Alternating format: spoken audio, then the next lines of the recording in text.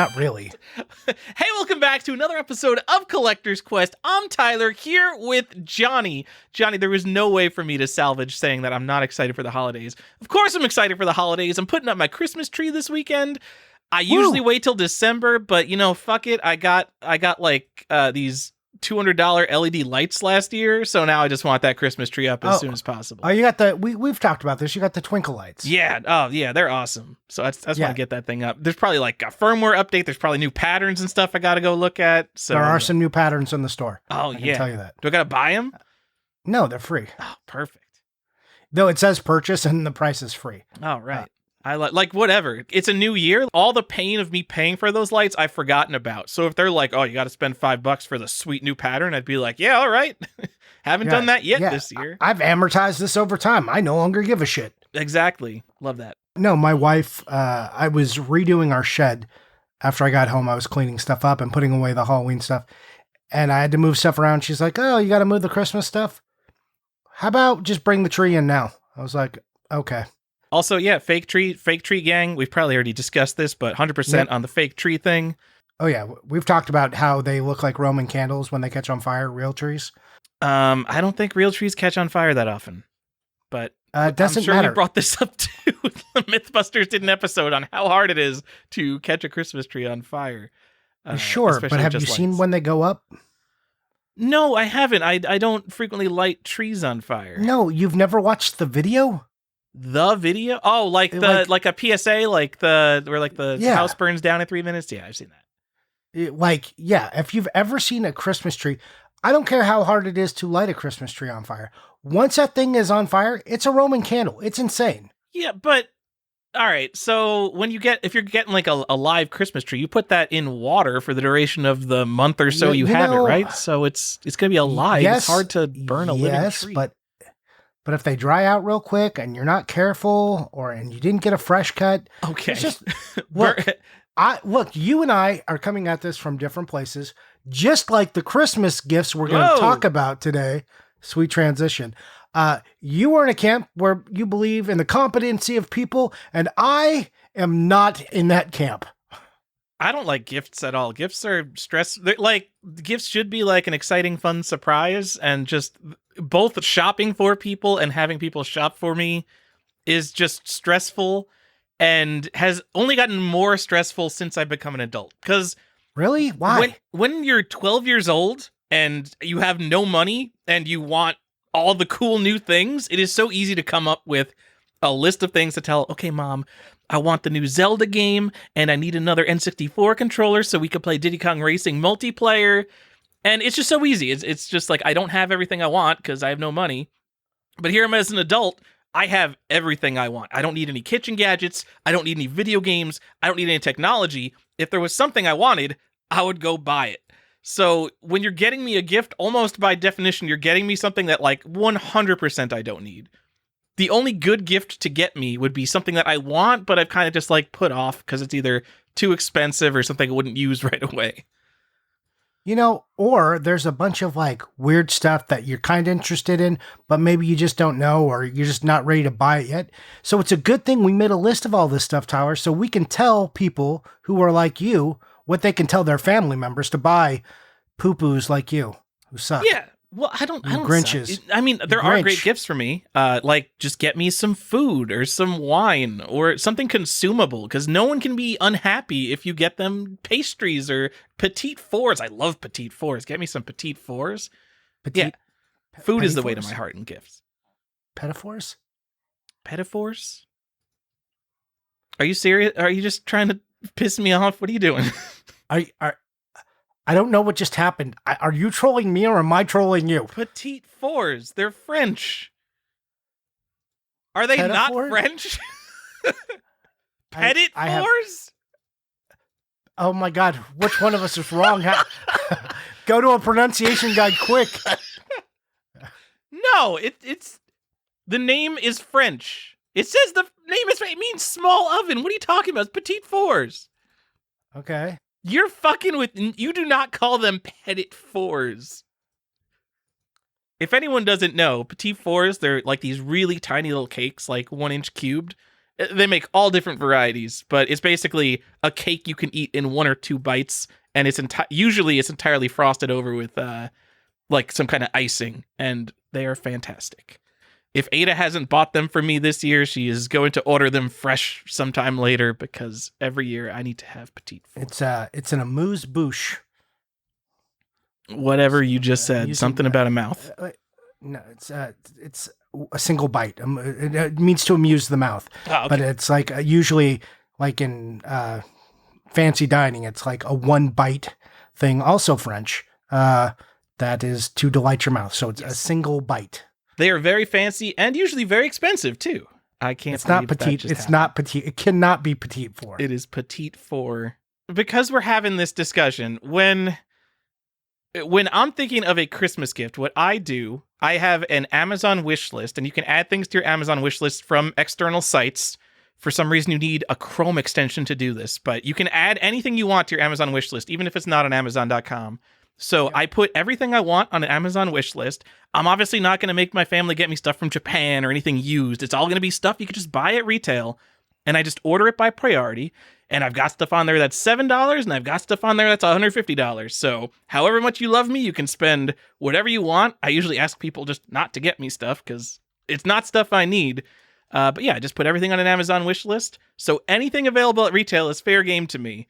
But you think that is too complex for a human being in 2022 to figure out? Yeah, absolutely. I come from the camp of, even if you make a list, they're getting it wrong, or they do the thing where they don't remove it from your wish list, even though they bought it from there.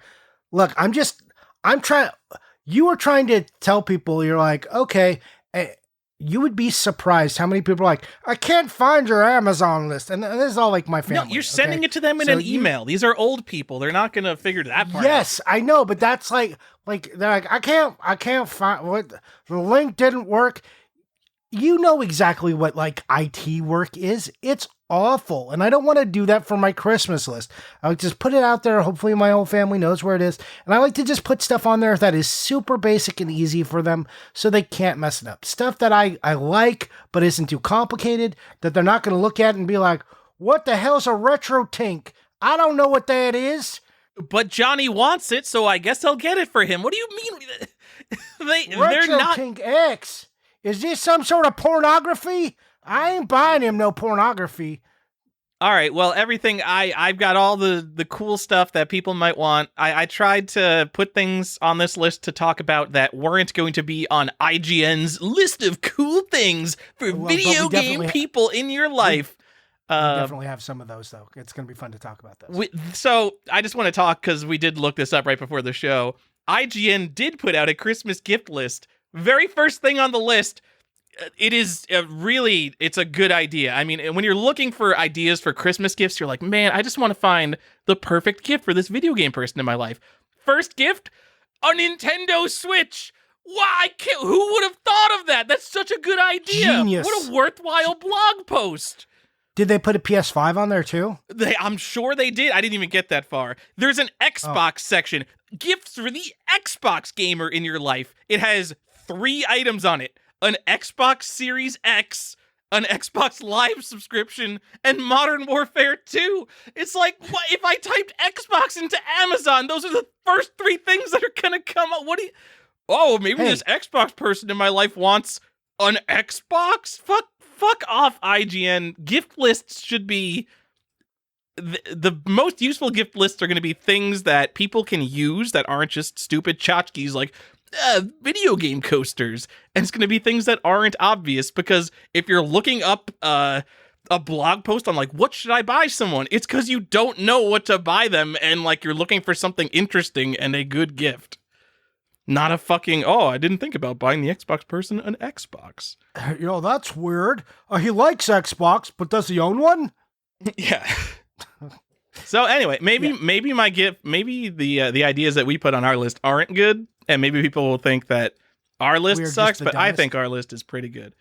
And I tried to make it, at least the ones I added, I tried to give us a variety of things, so we could just blaze through a bunch of stuff, and if people don't care about one thing, maybe they'll get an idea from another thing. Yeah, and this is hopefully stuff that you can easily convey to family members through an Amazon list that has to have a separate, attachment that you can go. Why did I lose the name of what that's called? Oh my God. The fuck are you talking about? An extension. Oh my God. I lost the word for extension. I'm like, so if that's not too hard. No, well, I think we have good stuff on our list, and I think it covers a wide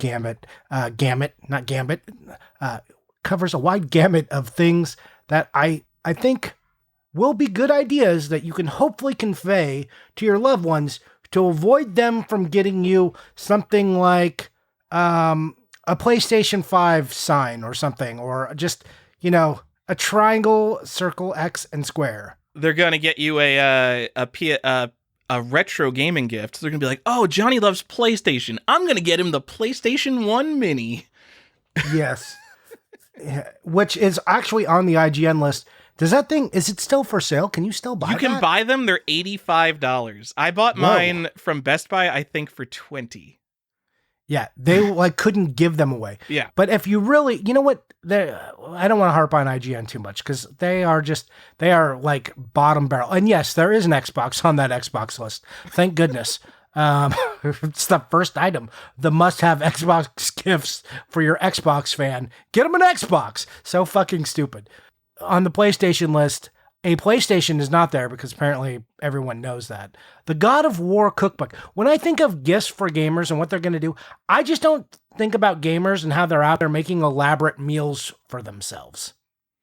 Honestly, I don't think that's the worst gift idea because no one is going to have that, and it is, I guess, something useful. Like, I probably wouldn't use a random cookbook, but there are probably people who are just like, "Oh yeah, a cookbook, sure, I'll make." Yeah, well, recipes range from snacks to extravagant feasts to entertain guests. These are from the 9 realms, people. The 9 realms. I'm just gonna throw out my favorite thing to get. See's Candy does sour, and I think I've talked about this before. They do sour candies. I know people are thinking See's Candy, get them chocolates. Do you have See's Candy on the East Coast? No, I've heard you talk about it with Stefan. Okay. I don't know what it is. Okay. Anyways, it's like chocolate. They're a candy maker. They're in every mall. Usually they're chocolate, but they have these sour candies.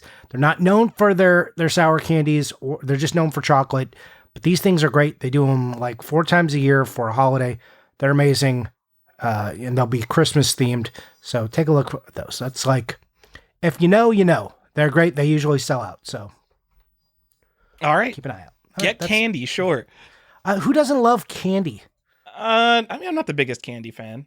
You just said I'm a cake fan. Buy me some pedophores. Yeah, that's not candy. That's cake. I mean, it's all sugar. It's all sweets. But I just have. Yeah, I mean, it's all in the same family. Like, would you, if you saw some fancy sweets in there, you gonna sure. turn your I would nose not up at be that? disappointed, Johnny. Candy is because part it's of consumable. I'm fine. Candy with it. is part of Christmas. It's in all the songs. Come on. Candy is part of Christmas. Oh, I guess like sugar plums are those. Yeah, right. candies. Candy. Well, I mean, that's because like those songs were written in like during like the Great Depression when it's like, oh, I got an orange. Oh, a sweet thing for Christmas. What a fortune has been cast upon me. You turn up your nose at an orange in your stocking? What goes in the bottom of your stocking if not an orange? I don't... Coal? Well, coal should 100% be in your stocking. Do you not get an orange in your stocking? Am I the only one? I would get tiny little gifts in my stocking. And I mean, I get those too, but like usually at the bottom, it's nice. It keeps the shape of the stocking. But there's an orange down there. No, I did not get an orange in my stocking. But every time I did take like a little gift out of the stocking, then my grandparents would, go into some story about, I used to get an orange and that's all we got for Christmas. And like every year we had to hear that story. Well, it's where your grandparents and I are roughly the same age. Yes, very true. Are your last thing before we get into this, and this is for the listeners too, I want to know, are your items in the stocking wrapped or unwrapped? I think usually unwrapped. When I was like a teenager, like after being a kid and waking up at like 5 a.m. and running down and be like, Santa came, yay, and opening presents. After that period of Christmas, where we're just like a teenager and it's like, all right, yeah, Christmas. My parents stopped with the stocking gifts. They're just like, fuck stockings. Who cares about stockings? But I would always get everyone gifts in their stockings. and then they would forget about it until like they were taking down the Christmas stuff because going through the stocking was no longer part of the Christmas ritual. So I was the only one giving stocking gifts for like the entire period of like being in high school, I'll say. And no, I didn't wrap them because I was a lazy piece of shit. And it's like, the stocking already hides it. So I'm an unwrapped stocking gift person. No, I don't. I like things not to be wrapped in the stocking. Okay, yeah. I'm there with you. Yeah. Also, giving up on the stockings? Never give up on the stockings. Never. It's like bonus gifts. Even if it's gifts that would be under the tree anyway, it's like you get 2 different gift sessions. Yeah. It's awesome. Yeah, it's I awesome. love stockings. This is why your parents are bad, and this is why they did things like give you a Game Gear. Like, this is they're My mom listens to holiday. the show. She's going to hear the quote, "Your parents are bad, Tyler." Yeah, I like your parents, but the Game Gear was a fail, and beyond the Game Gear, they only got me like every game I ever asked for. I know So. your parents loved you so much, and they did such nice things for you. Yes, I'm jealous. Okay, I'm jealous. Are you happy now? I am happy. I've been happy my whole life, my whole non-hardship filled life. Yeah. Must be pretty nice. Must be nice. No, I'm not complaining. My life is grand, and I am not unhappy. Anyways, let's for real get into this, but yeah, let's do it. All right, Johnny, books are great. Books are great. Books, how exciting. Hey, you kids, you want to read? No, books are great, Johnny, because there's hundreds of books that would matter to someone, and very likely they don't fucking have them yet, which is why books are great. They're full of information. They enrich you when you read them, and a lot of them just have pictures and are nice to look at. Is Hyrule a history in there? Or yeah, so Hyrule Historia, the fucking worst one is the Legend of Zelda Encyclopedia, or I forgot exactly what it's called. It's the one that looks like a gold Zelda cartridge and comes in the Nintendo slipcover. And everyone bought that book because it looks cool. If you open that book, it's the fucking worst book of all time. It's like the Legend of Zelda wiki, and they just printed it out and bound it, and they're like, no one's going to read this shit anyway. Just put a nice cover on it, and people are going to give us $60. Those books are ridiculous. Yet everyone has it. I don't understand it at all. If I'm getting like a 400-page coffee table book, I don't want it to be like the driest reference garbage possible. I want it to have some kind of reading value to me. And Nintendo never does that. Johnny, the JRPG Book by Bitmap Books, and honestly, almost anything by Bitmap Books, and the only reason I can't recommend everything else is because I don't own all their books yet. JRPG Book, if you have any interest in the history of RPGs, going back to like the beginning, when you hear me talk about these stupid obscure games that I'm buying, like Dragon and Princess for the PC-88 or Panorama Toe, just like all this bullshit that came before Final Fantasy. That's a very small section of the book, by the way. Like, there's an entire 90% of the book that I frankly don't read. But there's the first section of the book goes over all these super obscure games that you probably haven't heard of. And I love it because there's not a lot of resources for this kind of stuff. It's all like very Japanese, a lot of untranslated games, information about them. And it's just a beautiful book, beautifully laid out, beautifully put together. It's not one of these books that looks like it was laid out in Microsoft Publisher. No offense to, there's literally Microsoft Publisher books that are on this list. But yeah, beautiful book. And I think it's only like $40, $50. I think that's cheaper than MSRP was. So good book. Do you have that book? I don't have that book, no, but it sounds cool. Yeah, I mean, you like JRPGs more than me, so you'd probably like it. Hardcore Gaming 101. Anything they put out, they do a lot of books on obscure video game history, Japanese video games, translated games. They've got a book on retro horror. They have a bunch of books on Japanese obscurities. They have like a series of books on the details of video game translations, just like how certain things were translated in different ways they could have been translated. It's super interesting stuff. It's stuff that you're not going to get in any other book. I think anything from Hardcore Gaming 101 is really interesting. And you're mentioning where people can find these things, right? I like Hardcore Gaming 101. That's just on Amazon, yeah. JRPG Book, you can get from Bitmap Books. Let's try and tell people so if they're telling their people. Yeah. Okay. Johnny, the Game Engine Black Book series. If you guys haven't heard of this series of books and you are like into game design and programming, it is almost It is crazy that these books, plural, exist. It is a super programming focused, incredibly detailed book on how Doom works on a technical level, like hundreds of pages. Like it'll have like graphical representations of how different algorithms that are working in Doom work, the actual technical tools that were used, the hardware that they use, sections on just like the nitty grittiest stuff like optimizing DOS performance or the technical details of porting Doom to consoles. And I don't mean like there was a chapter on how they ported Doom to all the different consoles and the different challenges they ran into. No, there are 75 coffee table sized, oh, this isn't coffee table size, it's medium size, 75 pages on fucking porting Doom to every console. There'll just be like multiple pages on the technical details of porting Doom to the 3DO or the 32X. It's fucking nuts. It's also on sale right now for $35. It's normally $55. It's so detailed. So there's one of these for Wolfenstein 3D. There's one for Doom. I believe there might be a couple more in the series, but it is just some of the most incredible look at a technical level on how a game was developed that has ever been put together. They are truly amazing books, especially if you're into computer science and programming. All right, I'll accept it. On the other end of that, there is The Making of Prince of Persia, which is kind of the opposite of the Game Engine Black Box series. So this book came out, I believe, 2 years ago, and it's sort of a diary or journal of the guy, I forgot the guy's name, the guy who made Prince of Persia, and is put together with like all these thoughts and ideas he has and sketches while he's making the game.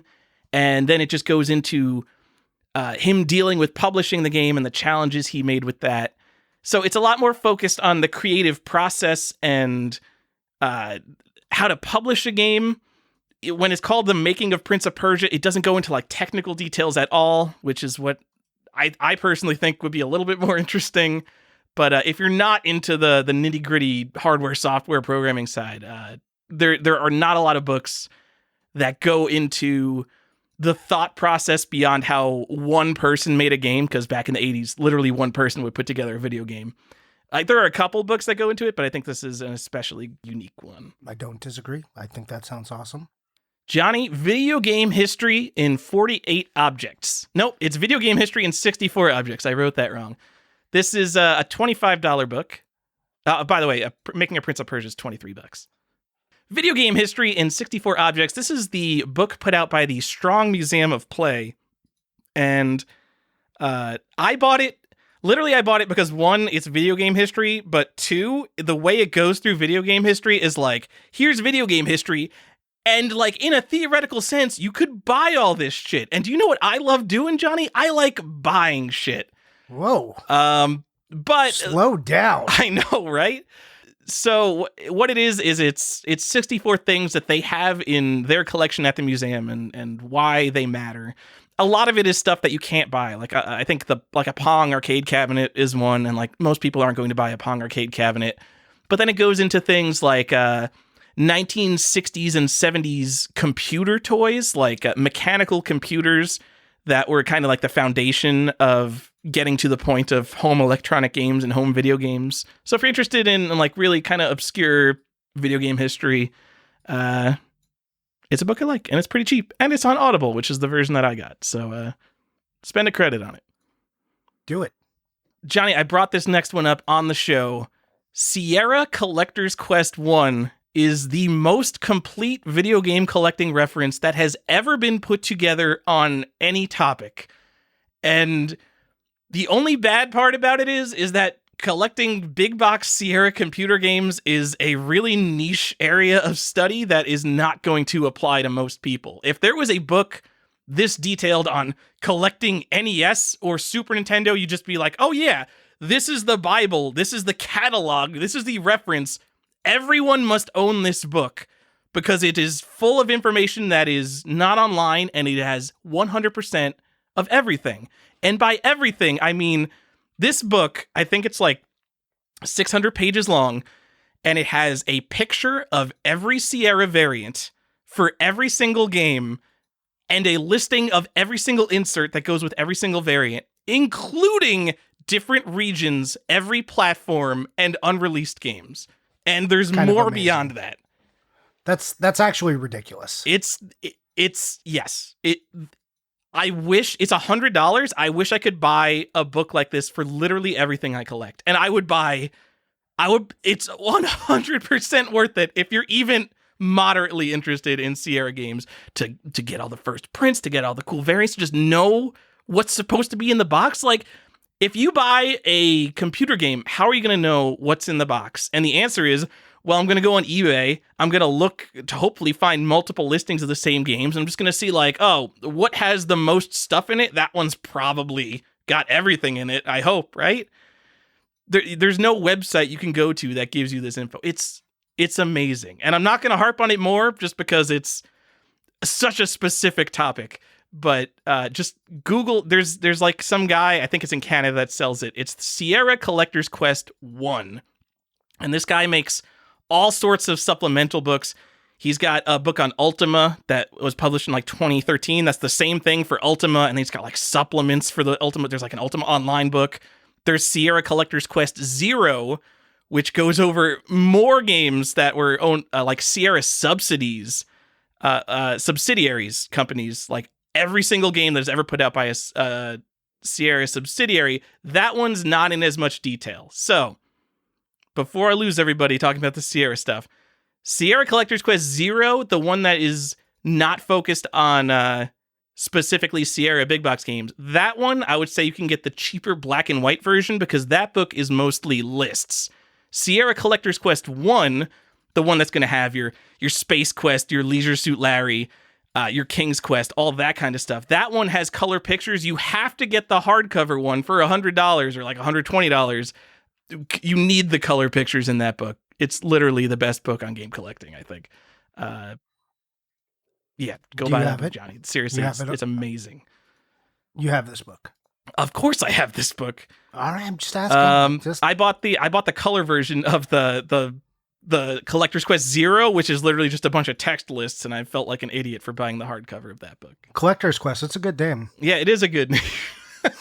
We should make a TV show in Japan called Collector's Quest. Yeah, or maybe a podcast. I don't know.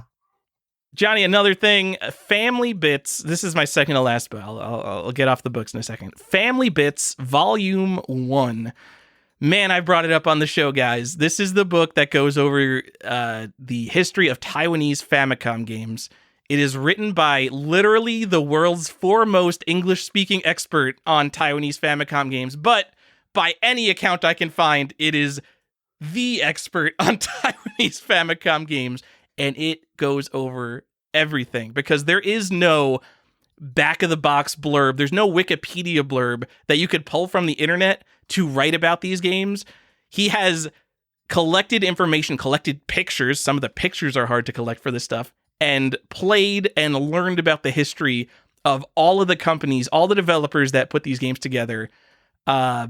Details obviously about every single game, but like he goes into like more than most books. What he does, like he wants this to be the end all be all reference for Famicom games.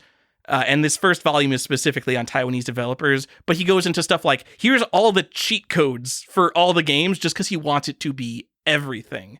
Some of the best work that's being done in terms of preserving game history, because this is very much an area of study that would go completely overlooked if it wasn't for Dave writing this book.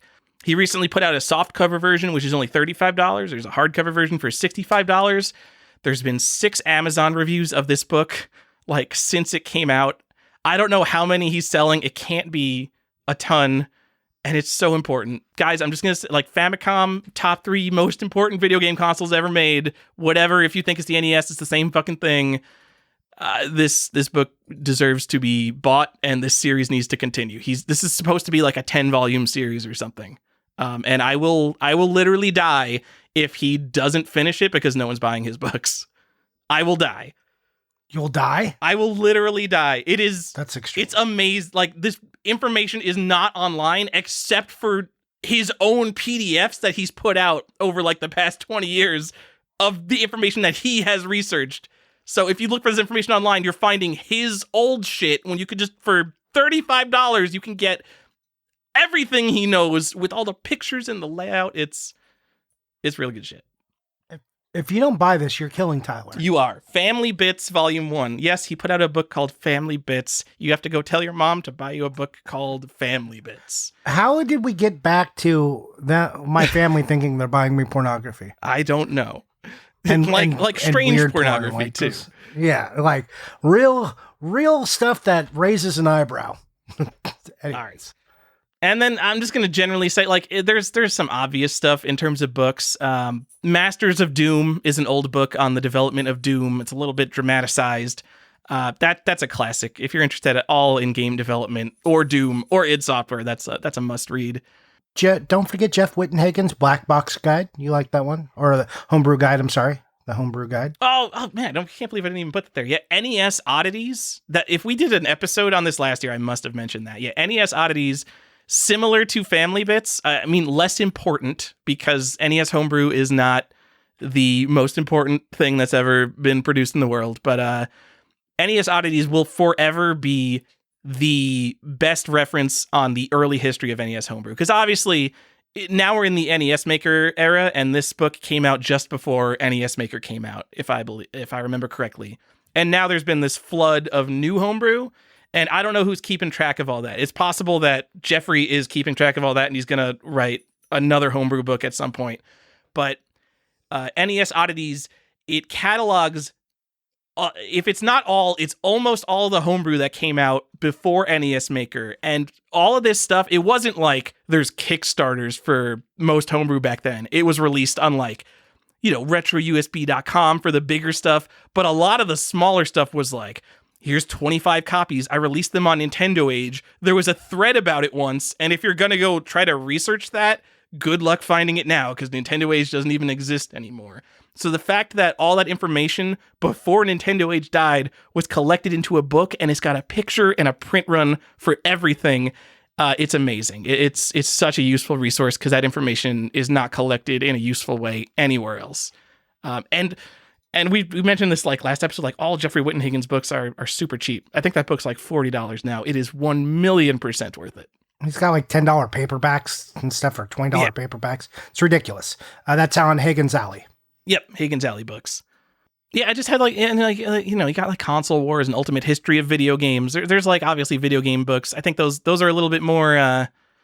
That's less like people know about those books, so I don't need to talk about those. That we've talked enough about books, Johnny. Unless you've got like a hot book recommendation. No, I'm just gonna throw out, and I'm gonna do this like once in a while. If you need some real basic shit, if you need your basic wine mom book for them to go get you, hey, the Super Mario Encyclopedia you can go find at Target, and it's like Are you fucking with me? I don't know if you're fucking with me.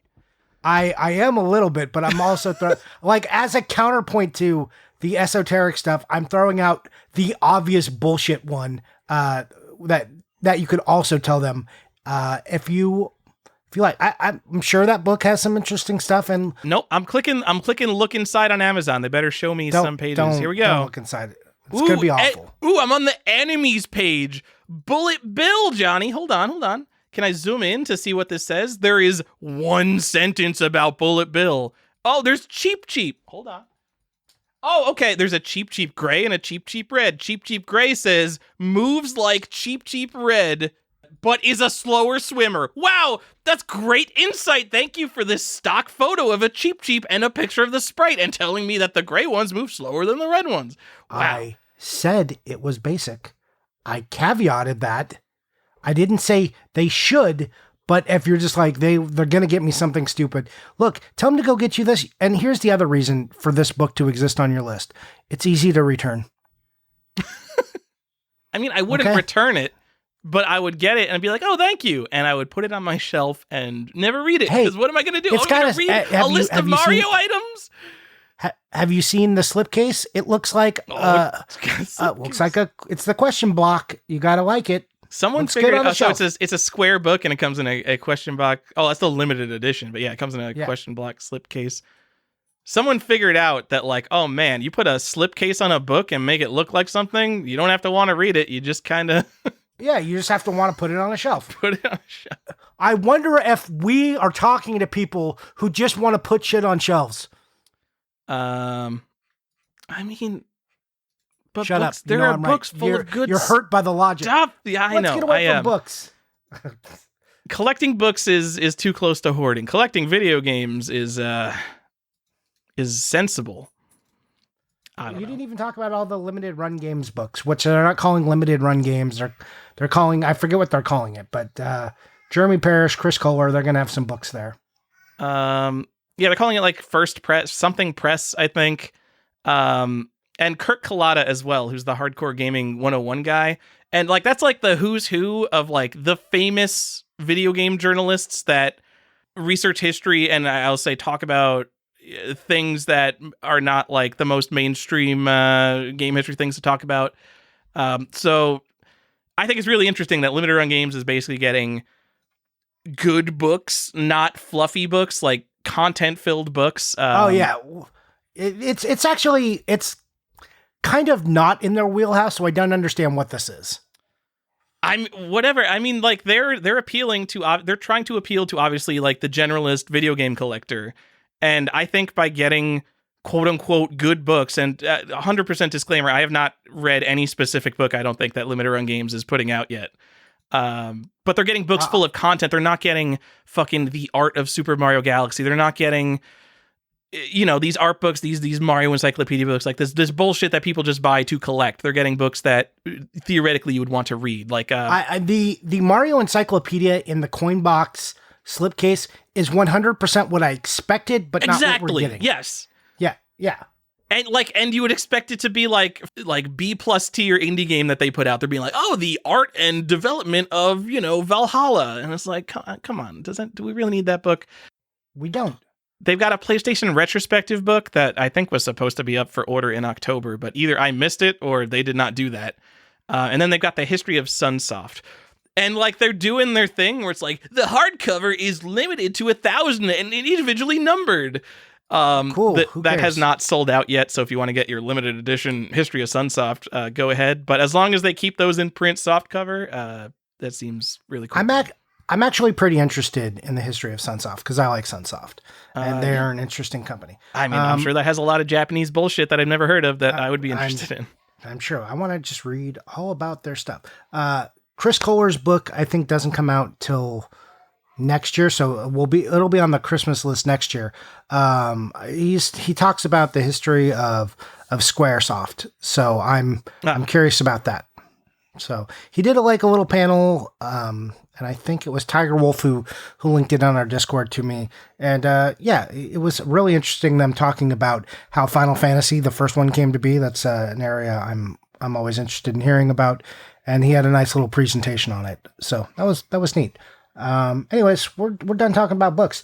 Tyler, let's go more into Tyler land and tell me about Homebrew. I mean, this is just a recommendation of an area to look into, Johnny. Homebrew, it's a way to get games for your old systems, but your parents can just go buy them from a website and not from eBay.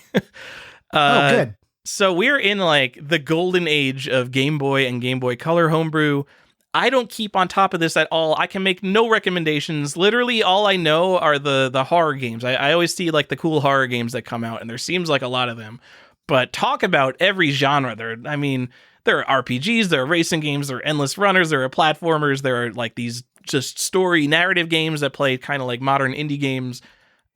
Just because development tools for this Game Boy Homebrew have become so available and so much easier to use, I guess, in recent times that so much more of this is coming out. So I would say go to dmgpage.com. They have a list of all the homebrew that is out and that is upcoming. And that page specifically is all the physical releases. So, the stuff that you guys would want. All those games are like $40 to $60. So just go find what you want. What I do know better than Game Boy Homebrew, Johnny, NES Homebrew. And I would probably say 8-Bit Xmas is the obvious one, but that one's not up for sale yet. I don't know if they're doing one this year. So I will give specific recommendations for NES Homebrew because that's my jam, Johnny. Okay, do it. If you were looking for some old stuff that already exists, Johnny, Micromages or Lizard. Micromages is a platformer that if you look into the development of it, they did a lot of cool programming tricks, and it's an incredibly small file size. It's it's like a programming masterpiece. Micromages. It's cool. Just go look at it. And then Lizard. I don't know how much press Lizard gets. I think it was a fairly popular game. Lizard is this giant open world exploration game with like a kind of vague story.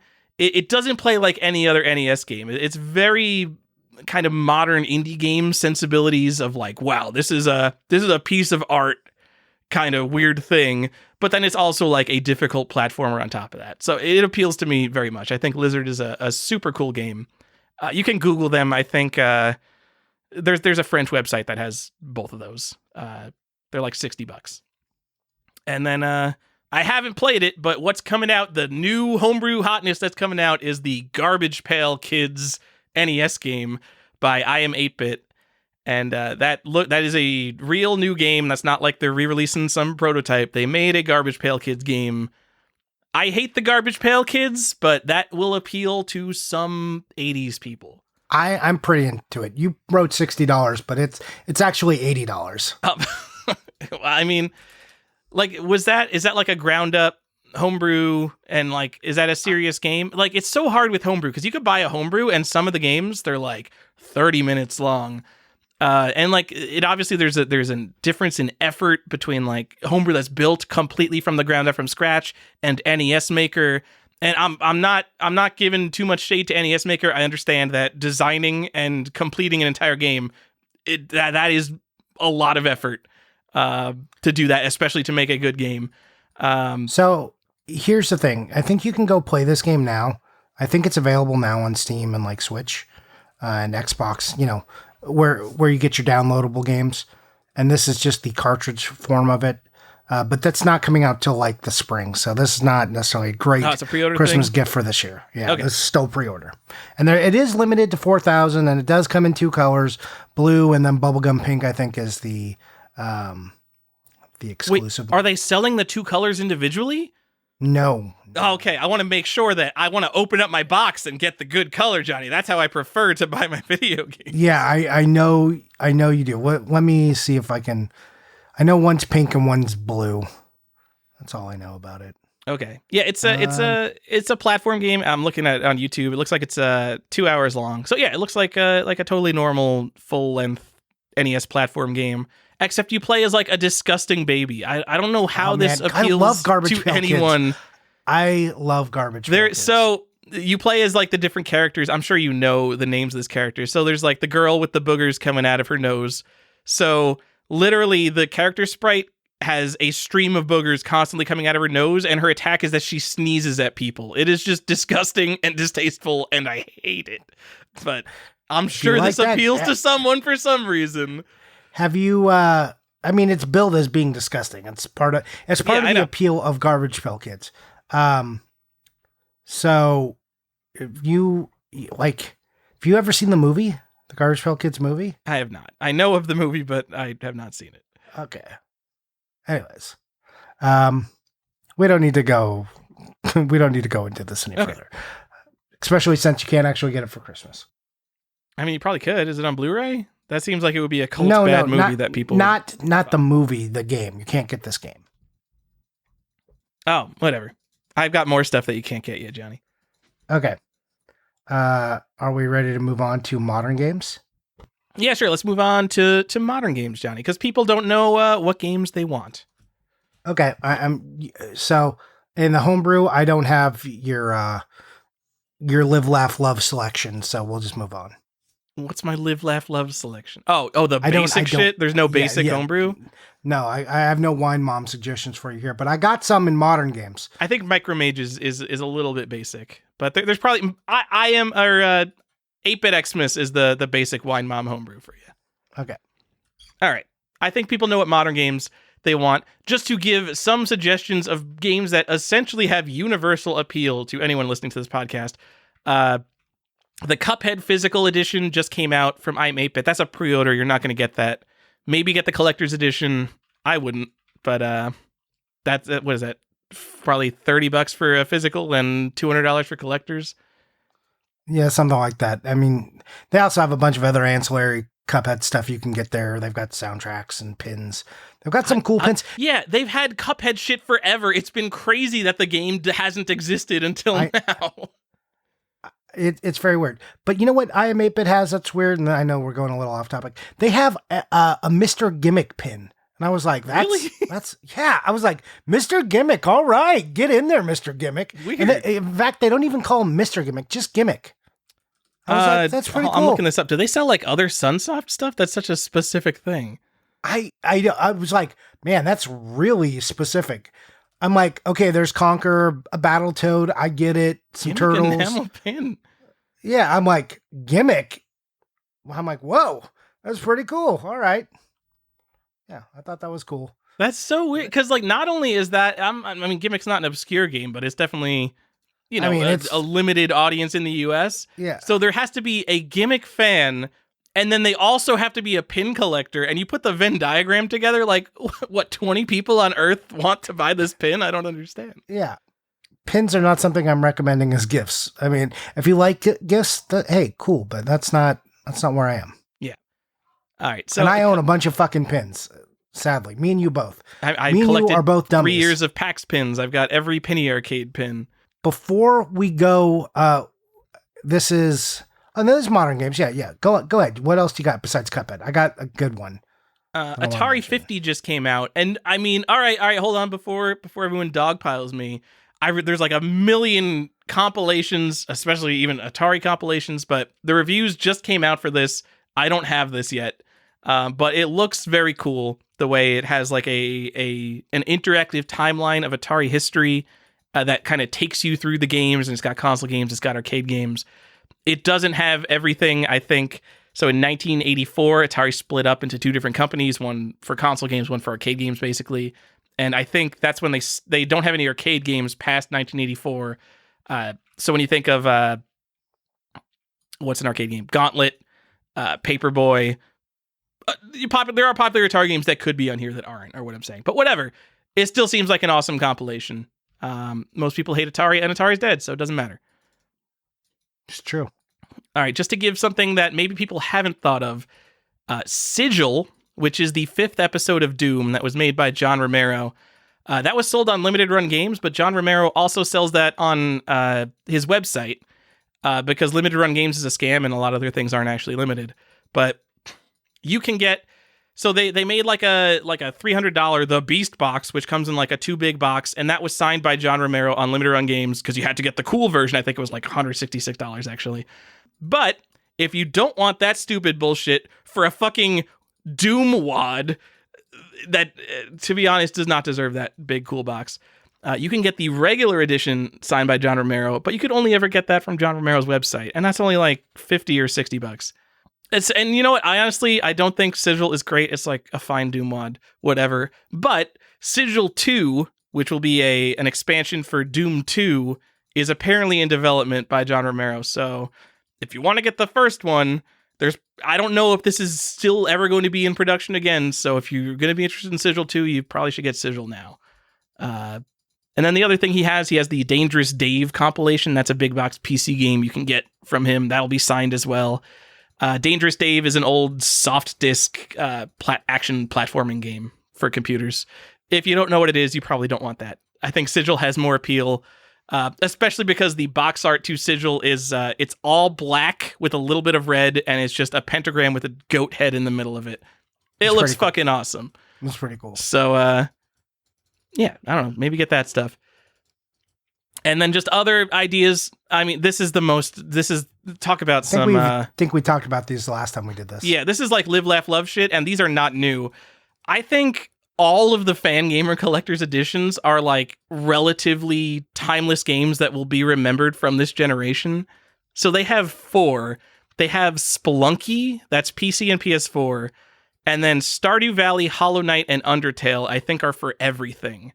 And like, that is a really, really solid lineup of collector's editions. I own all of them, and I don't particularly play a lot of modern video games.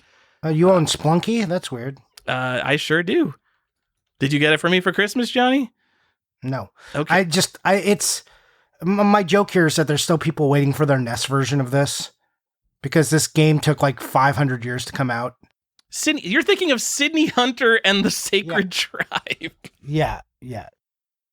I think that games that have big speedrunning scenes around them are generally like more timeless, and just Spelunky is one of those games that people play forever. So, and you can get a PlayStation 4 version for $45, or the PC version because it's a PC game. Sure. No one's gonna get that. So, I love Undertale, Johnny. One of my favorite games ever. When I got the collector's, I told you about Undertale too, and you were like, "Meh." You were so wishy-washy about it. I played it 4 times in a row. I never replay games. I played it 4 times in a row. I just want you to know how right and good my recommendation to you was. I got the Switch Collector's Edition when I bought mine from FanGamer, and now I want the PC Collector's Edition just because I want in my mind, that's the real version because it was a PC game that was ported to consoles. Same with Spelunky. So I'm going to own 2 versions of the Undertale Collector's Edition eventually. I've got Wine Mom suggestions. Okay. And they're not bad suggestions, but this is the easy mode for your mom and your grandmom. Also, I just want to mention on I Am 8-Bit before we go too far that, hey, Mega Man X for the Super Nintendo is still available. In case you, it's an oldie but a goodie. It is limited to 8,500. It might sell out. If you want one, you should grab it soon. That is genuinely still in stock. Not a joke. Not a joke. The Mega Man 2 did sell out. Mega Man X still available. Mega Man X also a better game than Mega Man 2. Go figure. Yeah. So I'm not going to agree with you on that because Mega Man 2 is great. Mega Man X is meh. But meh. You're calling Mega Man X meh?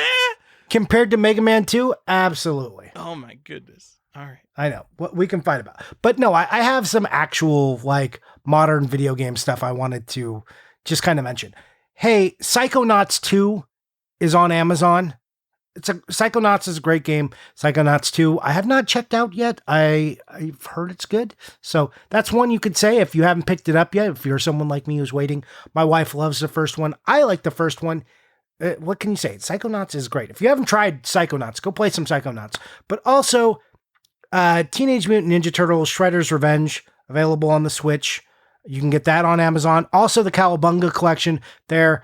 I'm not going to go tell you to go buy Call of Duty 2. Thanks, IGN. Obviously, we all are Modern Warfare 2. Everyone in the world has seen that. But these are some games, and I like the Turtles collections because those are games you can play with either friends, wife, or kids. So I like that as a super easy mode suggestion. So that's it. They're not too expensive. They're $35 each. All right. Good suggestions. I know. Yeah, I know you wanted to be angrier, but you're like, yeah, that's not a bad suggestion. I would never recommend anyone get that. What are you going to do with Shredder's Revenge? You're going to play it once with whoever's available to play it, and then you're going to never play that game. You hate beat 'em ups. You hate beat 'em ups. So why are we even talking to you? Shredder's Revenge is fine, by the way. I think it's a little bit stupid, but it was fine for the $0 I paid for it on Game Pass. All right, let's talk about the most Tyler things. Is it?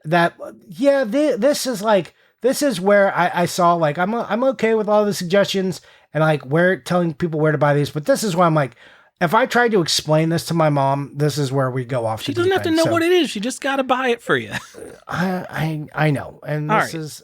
I think everything in here this is the retro gaming accessories section. In here has SCART. It's okay. So I could differentiate things, John. This it's called show notes. It's the things I'm going to talk about. I understand, but if I was trying to explain to my mom the difference, I think these are harder suggestions. I don't think they're bad. I just think they're harder. Okay? All right. For the retro gamer in your life, some accessories that you might want. A RetroTINK 2X Pro, Johnny. For $130, whoever's getting this for you has to love you. This is it's an upscaler, or it's a line doubler, whatever. You plug S-Video composite or component into it from your old consoles, and it has HDMI out, and it upscales it to 480p and plays it on your modern LCD TV, and it doesn't look like garbage and doesn't have a lot of input lag. So when I want you to give the pitch to the moms, when you're okay, hey mom, what I want you to buy is this thing. It's called a RetroTINK, and what it does is it lets me play my old consoles, my old Nintendo, on my new TV and it makes it look good. Yeah, exactly. There you go. Yes. I just want you to simplify. You're like, well, it's a line doubler. Because the people listening to this show know what that means. If you're going to ask someone to buy you a RetroTINK, you know what the fuck it is. I'm not the one telling you what it is. I'm just here to jog your memory like, oh yeah, that would be a good gift. I want you to give them the sales pitch too. And where can we buy these things? Tell us more. I don't know. From the RetroTINK website. You know how to Google things, guys. You're not going to remember http://RetroTINK. Yeah, Mom, go to RetroTINK. How can you spell that? I'm sure it's not on Amazon. Is it on Amazon? I doubt it. Why would they? It's such a niche product. Why would they give up like a big chunk of their sales revenue? I don't know. Anyways, go on. If your family really loves you, they can get you the RetroTINK 5X Pro, which also has SCART inputs. And if you don't know what that means, then you don't want that. Don't worry about it. Another thing you can get, Johnny, that I use all the time, anytime I play a physical Game Boy game, is a Game Boy with a modded screen. And to get a pre-modded one, that's like getting into the territory of someone who really loves you. Those are like $200, I think. But to get just the screen that you put in yourself, and I think for either a Game Boy DMG or a Game Boy Advance, there's no soldering or anything required, so you just need like a screwdriver to install these.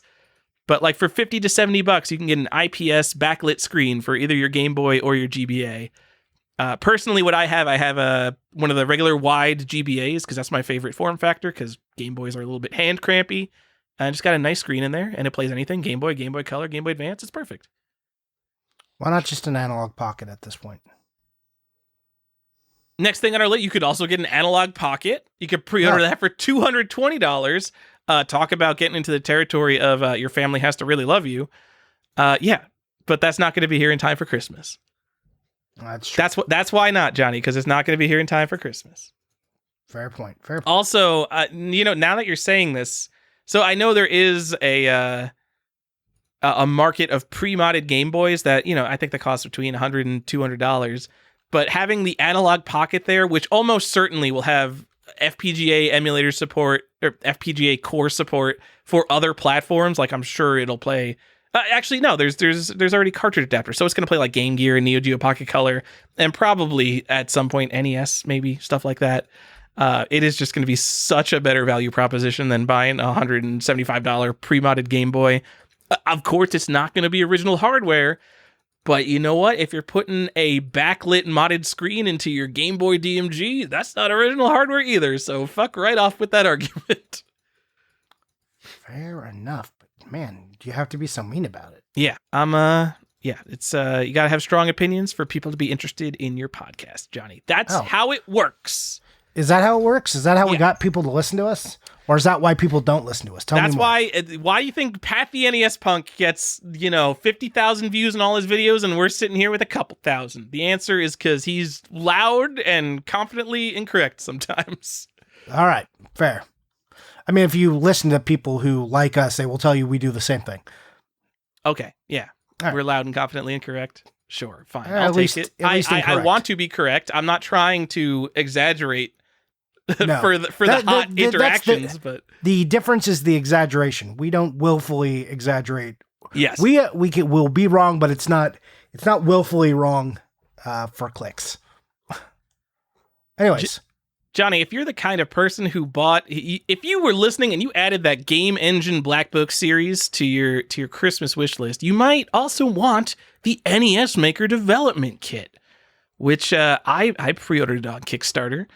But it's like $130, and it comes with the NESMaker software. Can my mom get that off, Chris? Can my mom get that off Kickstarter? Or? I think they sell it on Etsy now. Oh, good. They probably have a website, too. I don't know. But that comes with the NESMaker software, and then it also comes with a physical cartridge and a flasher for the cartridge. Oh, excuse me. So once you're done with your game, you can burn it to a real cartridge. That's so exciting. I've never made a game, so I have this flash reader and cartridge sitting around doing absolutely nothing. But if you are actually motivated, and you need to be motivated, this is not like the easiest drag and drop thing. You're going to make a game in 2 seconds. But maybe make an NESMaker game, Johnny. I don't want to do that. That's fine. I don't want to do it either, it turns out.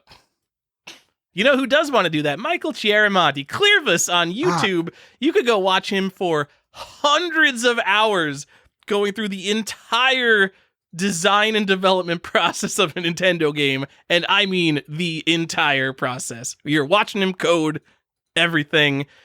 It'll be the most complete documentation of an NES game that there's ever been. Man, I would actually love a Nintendo game, but I do not have the technical skills to do it. But I want Nerdy Nights, Johnny. It's called Nerdy Nights. It takes you from zero to making a Nintendo game. I know. I also, you know how little time I have. Let's be ridiculous. Okay, you're making a Christmas podcast with me right now at midnight. I know. On a Friday. Yes, after having Prime development hours. Okay, so let me give you my wine mom suggestion, and I'm just going to throw a generic out there. Controllers, like you always need an extra controller. If you're done with controllers, don't put it on your list, but you're like, yeah, I could use another Nintendo Pro controller. Throw those on your list. Easy suggestion. New Xbox controller, just give them a link to the right one, because the thing with controllers is there's so many shitty third-party aftermarket stuff that you can really get a bad one. So like that one, I'm like really going to tell you, put it on your Amazon list specifically. Don't get a bad controller, but controllers are easy. Let people give you gifts. And then my other one, if you're one of these people, but get an 8-bit do. Those are also easy to put on your Amazon list. Yeah, I thought about putting controllers on this list, but I thought it was a little bit too wine mommy. It is, and that's why I'm giving you, like, this is yours the harder stuff. Now I'm giving the easy mode suggestion. So yeah, if you play games in your computer, playing off the theme. If you play games in your computer, even if it's just like emulators and stuff, go ahead and get the latest Xbox controller with the Windows receiver, which I think is in stock. I don't think you could buy the receivers separately right now, but they have the bundle of the controller and the receiver. Johnny, I use this controller for everything. I play Nintendo games on it. I'm playing Ultima 5. I've got like controller mapping software to map like half the functions to the controller so I don't have to play with the keyboard. I love it. So good. You know what else you can do? You can buy an old 360, a wired 360 controller and plug those in. No, forget it. Forget the new Xbox controller D-pad is awesome. I know. I mean, it's not NES, awesome? But fuck Xbox 360. I'm done. I'm never going back to Xbox 360 now. All right. I'm for it. Don't do it. That's an excellent suggestion. Say again exactly what it is. New Xbox controller with Windows. It's like the Windows wireless adapter. It's some very on the nose named thing. That sounds great. They also make like bootleg ones. If you search for like Xbox wireless adapter for Windows on Amazon, you'll find like a bunch of like Chinese knockoffs for $20. I'm sure they work, so you can get those too. Okay, so you can get it at Best Buy. It's $80. Open box items around $55. So there you go. Worth it. It's like the best controller ever. It's people know. Xbox One controller plus wireless adapter. All right. Johnny, I put this as an entire category just because I feel like there's a group of people for which this is an entire category of gifts. This is like their thing. The overlap here is it's heavy. I don't understand why, but it is. Vinyl records, Johnny. And if you're getting a vinyl record for someone, the good thing if you're getting it for someone, like pretty good chance that they don't have it. But if you're getting one for yourself, you don't need our recommendations because you're going to know what you're into. I realize a lot of the appeal is just the physical object, but square wave music, like retro music, like the Super Mario Brothers soundtrack. I literally just bought that on vinyl, the 1986 7-inch Super Mario Brothers soundtrack, and it's just the Famicom soundtrack, which the way a record works is there's a needle that like bumps up and down on grooves, and when those grooves have like a waveform, it can sound nice, but the literal worst genre for it is square waves because the waveform is like straight up and then straight down. And it still works at a physical level, but it is the worst genre to buy in a vinyl record format. But we love video games, so let's just go buy them. Right, Johnny? Yeah, absolutely. And where are some places, and what you want to list some of them? We can. I think better to list places to buy them than actual ones, but we have a few suggestions.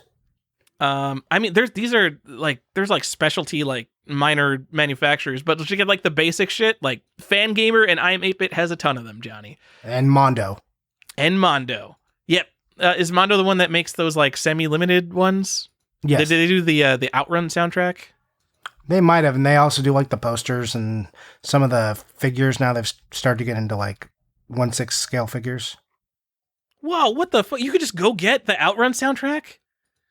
Whoa. So this was there was some Mondo stuff. So specifically Outrun was out of stock for like years. And I was like hunting eBay for this, and I can go get it for $27. That's super cool. That's awesome. Yeah, there's this one I'm sad I can't get you, but it's Undertale on piano. Yeah. There's multiple Undertale ones. I cannot believe how many Stardew Valley soundtracks there are. You can get like individual records. You can get like a box set of like 6 records. There's a $250 Stardew Valley vinyl set. That is a $20 indie game, Johnny. I know. So what's wild about records is that there's like a record for so many different games. Like you can get real esoteric here. Do you know Turnip Boy Commits Tax Evasion? Do you know this game? Yeah, there's a record for that. Great. Guys, that was definitely, that was all mastered with analog equipment, so you know that the vinyl record is the absolute peak listening experience for Turnip Boy Commits Tax Evasion. Yeah, well, look, if you're into vinyl, you already know the problem with like bad masters and good masters and like how it's done. And I'm sure like if you're super, if you're a super record enthusiast, you're looking at this and you want to die. If you're just like a super vinyl guy, you're just like, kill me. But if you want like 14 different, records for Disco Elysium, then hey, this is the place for you. But you like The Messenger, Battletoads, there's so many different games if you want to go down this road. Like The Messenger, that's like such a bleepy bloopy soundtrack that does not make sense for vinyl. I don't get it. You want some Warhammer? Hey, get some Warhammer, World of Warcraft. All these things are available. Anyways, all right. You can do it all. If I'm going to give 2 recommendations for music that makes sense on vinyl, the Persona 5 soundtrack, like obviously kind of all the Persona soundtracks, just like I think that basically vinyl sounds like garbage because you get the hum and the hiss, but like when you do it with a Persona soundtrack, it sounds like it was meant to be sounding like that. It's just that genre of music. And then the Diablo 2 soundtrack, which not really a soundtrack I don't think I would listen to that much. It's very ambient, but I think it would work well in the format. So, and you can get a deluxe box set for $200 from I Am 8-Bit. You sure can. It comes with like whatever the thing is that holds the record down to the turntable to get like one that has like a skull on it or something. Just like a bunch of stupid bullshit because people are buying records are buying collectibles basically, and they will pay up a lot of money if you got the right thing printed on that record. A Pentagram 45 adapter. Yep. A collectible Hordiatic staff pin and miniature. A scroll. Premium cork and rubber record mat. So I've got like some basic Amazon turntable. I think my turntable was like $150, and I could go buy the Diablo 2 record for $200. Hey, you want a perfect dark LP? You can get that too. Whatever you want, it's available on record. Yeah. All right. I think everyone knows. All right, Johnny, you got some wine mom shit for records? I doubt it. No, like, look, if you're an LP person, this is it. I wonder if you can find, I wonder if for like new releases, they're doing like releasing in Target or Best Buy. I did not check. I didn't even think to check, but probably is. I mean, I don't know about video games, but like I would eat my hat if I would eat my retro gem miner hat if I couldn't walk into Target and buy some records now. Oh, you can. There's always like a couple. But yeah, this is like I'm wondering if there's video game specific. And I don't know. I think the video game soundtrack stuff is niche. I mean, there's a lot of Target stores for them to stock that many video game soundtracks. That seems like a stretch to me. Unless it was like Halo or something that's just like so universal. Yeah, that's what my thought would be, like something like that. Yeah. Yeah, like I don't know. It would have to be. Johnny, how do you feel about vinyl? How do you feel about people saying vinyl? I know that that's probably like accepted. I just feel like it's so. People say vinyl. I always say records. Yeah, and I'm I know a that's record wrong. person myself. Yeah, I'm a record person too, but those vinyl guys are going to come at us. I know that because you collect vinyl. Yeah. I mean, as someone who doesn't collect records, I'm a pretty big record guy over saying a vinyl guy. Yeah. Here, you know what? Like, I get the appeal a little bit, not musically, but if you're just collecting them, having a full giant size art on a record is pretty cool. That's pretty cool. Like, if you're collecting the art, then it's a cool medium in which to collect art. I'll say that. I agree. I think that the best way to enjoy something like that would be to have it facing forwards, like either hung on your wall. I'm sure there's all sorts of solutions for facing records forward. IKEA's got some stuff, and like, if you've got an Expedit, they've got these, like, you can buy these attachments that will put the record front, and then you can have like a bunch of records behind it in the cube of the Expedit because they fit pretty well, and then one that faces front, which is pretty cool. I think if I had a vinyl collection, that's the way I'd be going. But, you know, people love their boxes full of records, and they love to like thumb through them and just be like, look at this one, flipping through like they're at a music store and it's, 1982. Yeah. All right. Maybe. All right. If there's appeal in that, like I've got like, I don't know, I probably have 20 records, mostly video game soundtracks, and it's like they're sitting in my Expedit cubes, but nothing's facing forward. So it's just like, all right, yeah. There's the Snatcher soundtrack. I could see 2 millimeters of it. Real exciting. Yeah. Storing a record not face forward is the least good way to look at it. Yeah, I definitely agree. I used to buy laser discs at Goodwill back when you could get laser discs at Goodwill. And in college, we would hang them on the walls, and our whole college apartment just had laser discs and a few records just everywhere. It was cheaper than posters. It was great. Yeah, I actually like them better than posters. So I think that's cool. Anyways, we agree there. All right, Tyler, let's get into the most obvious shit. Let's get into all Wine Mom stuff. All Wine Mom all the time. Yeah, live, laugh, love, people, but here are the recommendations. Johnny, get a Sega Genesis Mini 2. Have you heard of that one? For the retro gamer in your life? Yeah, that's probably the hardest one to get here. Really? So I saw that was $105 on Amazon, but it kind of looked like kind of out of stock. Is it actually $105? I think it's supposed to be a little more expensive and more limited. And there's an actual difference now between the Japanese games like between the Mega Drive and the Genesis Mini 2, so consider that. All right. I mean, power to you if you want this kind of thing, and I guess it's a gift, so the price, the price matters for a gift because you don't want to tell someone to get you something ridiculous. But man, the appeal of getting the Nintendo one, which is obviously the one people want, and $60, it was just like the perfect price point for or was it 80? I don't know. But it was a better price point. Once you get like 100 and even past $100, it just feels like this is a novelty gift for a premium price. Because I'm sure there were some people, but how much were people playing your NES Minis compared to the number of people who bought them? Yeah, this is, there's just easier ways to do this now, I think, for emulation. Or better ways, like why, like everyone likes to get these things and then mod them, but at that point, look, I get the appeal of the Nintendo ones. They're still little collectible items. They're cute. I get that they're cute. Whatever. And yes, it's still available for $105 on Amazon. All right. By the way, and I forgot to mention Bayonetta 3 in my basic gifts. Damn it. Okay. Anyway, that's kind of getting to the area of like Modern Warfare 2. Like, if you want the latest hot releases, I'm sure the people know that. I wanted to be super basic. Anyways, get a Sega Genesis Mini 2 or a PlayStation Classic. Still available for some reason.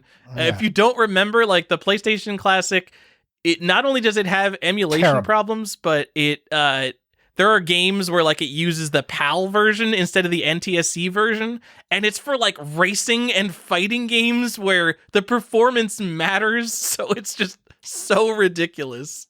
What a Yuck. Yeah, don't do it. Johnny, you could pre-order a Playdate handheld. I literally put this on the list because I'm like, if I was making the IGN Retro Gamer What You Should Get Them list, I would definitely get them a Playdate. That's the cool retro-looking new hardware that's coming out. $220, but you could only pre-order those, so it's not going to be. I don't even know what that is. You don't know what the Playdate is? No. It's a little black and white handheld. It's like a really big Game Boy kind of in size, and it has a crank on the side. Oh, yeah. I did see this stupid thing. And it's got like, I don't remember if it's open source or how the games work, but they're releasing like packs of games over time, I believe. I believe like the first pack is free and then you buy additional packs. But the games are like relatively small, so kind of like, you get like one game a week and it's just like a little snack. It's kind of interesting. I like it. I don't know if I want to spend $220 on it, and I don't like pre-ordering stuff, so if that is ever available and I could just go and buy one day, I will probably get one. Yuck. Johnny, the Mario and Zelda Game & Watches. Those are going to be rare. Cool. Those are going to sell out, by the way, and definitely not be available for less than MSRP for this Christmas season. Nope. You know what? Say what you will about these things, they're neat. They are neat. Hey, it's the 2 games. If you're going to do 2 games, it is The Legend of Zelda and Super Mario Brothers are 2 games. Yes. They're neat. I like them. I'm not going to sit here and badmouth them. And absolutely not. And the price is right for like a whole handheld with an LCD and stuff for like $40. Like, hell yeah. Yeah.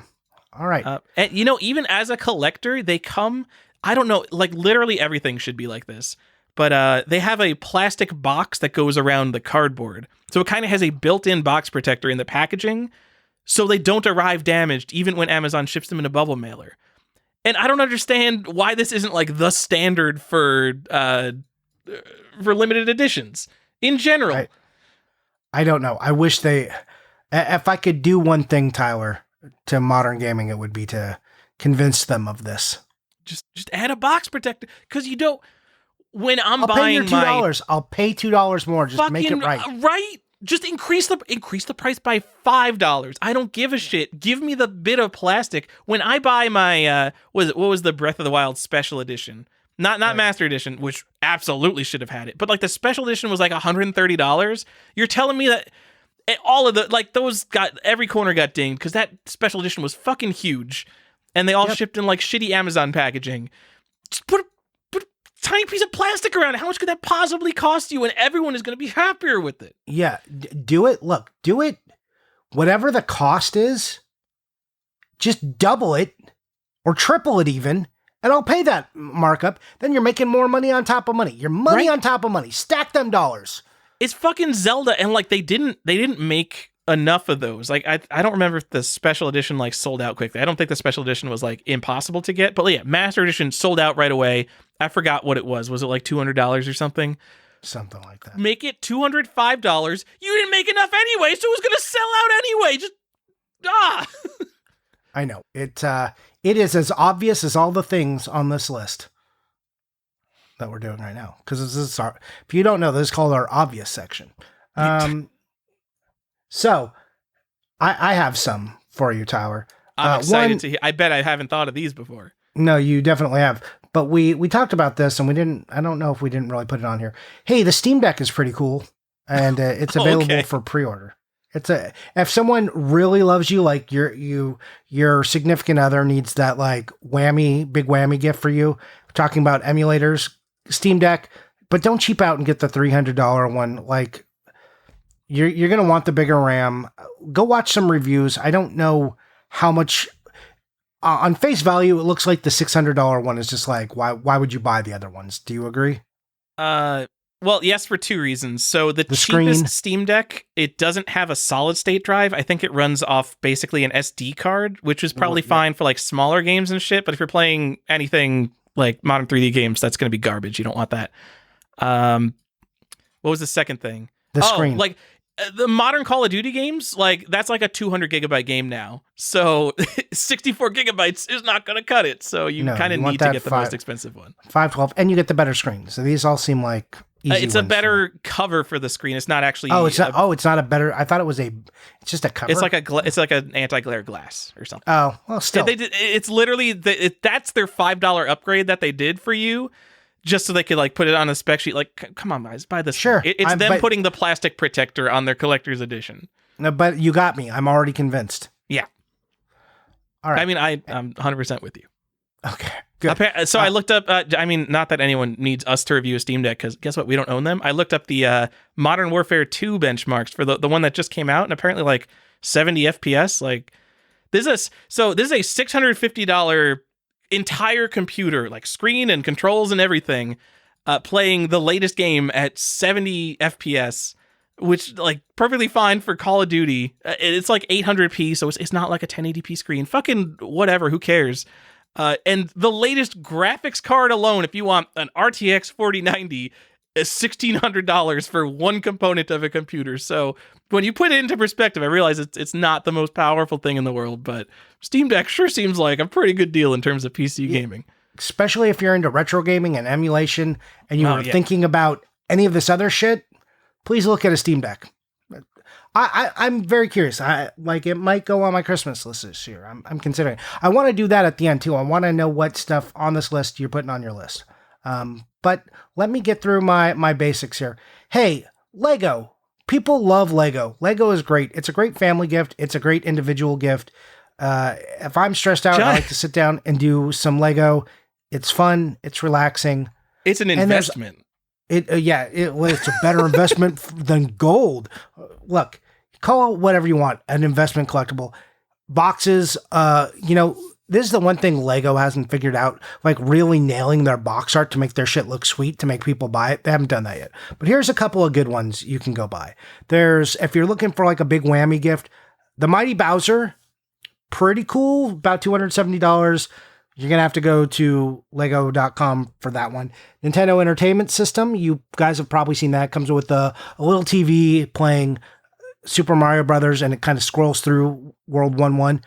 Kind of awesome. You build the cart. There's the Atari one, which has like 3 different Atari cassettes in there. If you're an old man, like older than me, then this one might appeal to you. Pretty cool, right? I forgot about that one. Oh man, that one does look cool.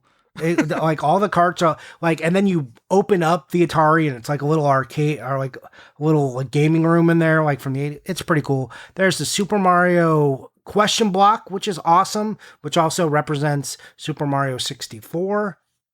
But just having that as a question block looks cool. And then you've got some Sonic level packs you can buy. These are like less advanced, more for kids. Then they've got this whole line. It's like a weird line. And these aren't minifigure scale. They're like this weird, like you can make your own Mario course scale.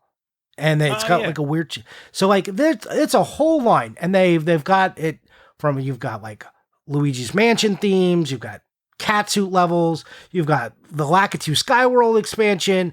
You've got Urchin Beach. You've got all kinds of stuff here that you can go look. And I don't recommend this for you necessarily. There are some cool ones, like having the Mario's cool. Like you can get one and check it out, buy the starter set. But this is going to be my recommendation. If you love retro games, to maybe get your kids, if they like are into Lego, then you got some like cool Nintendo stuff you're showing them. You can get like little Yoshis. It's cute. It's a cute set. Lots of video game stuff to be had from Lego. So lego.com, Target for a lot of the more basic stuff. Amazon, you know where to buy toys. I don't need to tell you. That's what I was saying about the rest of this stuff. And you're like, no, tell them that they need to go to FanGamer to buy this record. Yeah, but they're just going to Google it. FanGamer people don't know what FanGamer is necessarily. They know what Lego is. Are you putting FanGamer on the same scale as Amazon and Lego? You fucking maniac, you're trying. Whatever. Okay. All right. More basic stuff. Hey guys, these are super easy. And you know what they go great in? These go great in a stocking. Okay? Little Super Nintendo ornament. Just go to Hallmark. There's a lot of cheap, shitty ornaments. Just get your ornaments from Hallmark. I'm the Kleenex guy, okay? I'm gonna buy the big brand names. You can get a Super Nintendo, lights up, it's $20. It's got a little Super Mario World card in there. Hey, and guess what? It's the first revision. Super Mario World all in one line. Yeah. the good one.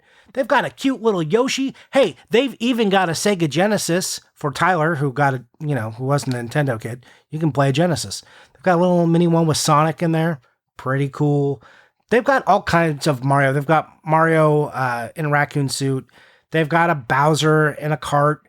There's a Fortnite Golden Llama, the Loot Llama, if you're interested in that. They've got Eggman ornaments, and these all range from like $10 to $25. There's even a Link, Breath of the Wild Link. And hey, for you, Animal Crossing ones. Whoa. Yeah. New Horizons. It's a musical ornament. What's the dog's name? The dog. The dog who plays the guitar. Who? The dog. The dog who plays the guitar. Oh, no, KK Slider. See, that's why you can't just say the dog. Well, I don't know. I'm not a weirdo, furry Animal Crossing person. Johnny, is it literally the best-selling Switch game, like the hottest console for the past 8 years? Yeah. And you don't know, like, one of the main characters, probably the character featured on the center of the box. You can't name the most popular character in the most popular game of this generation. I'm an old man.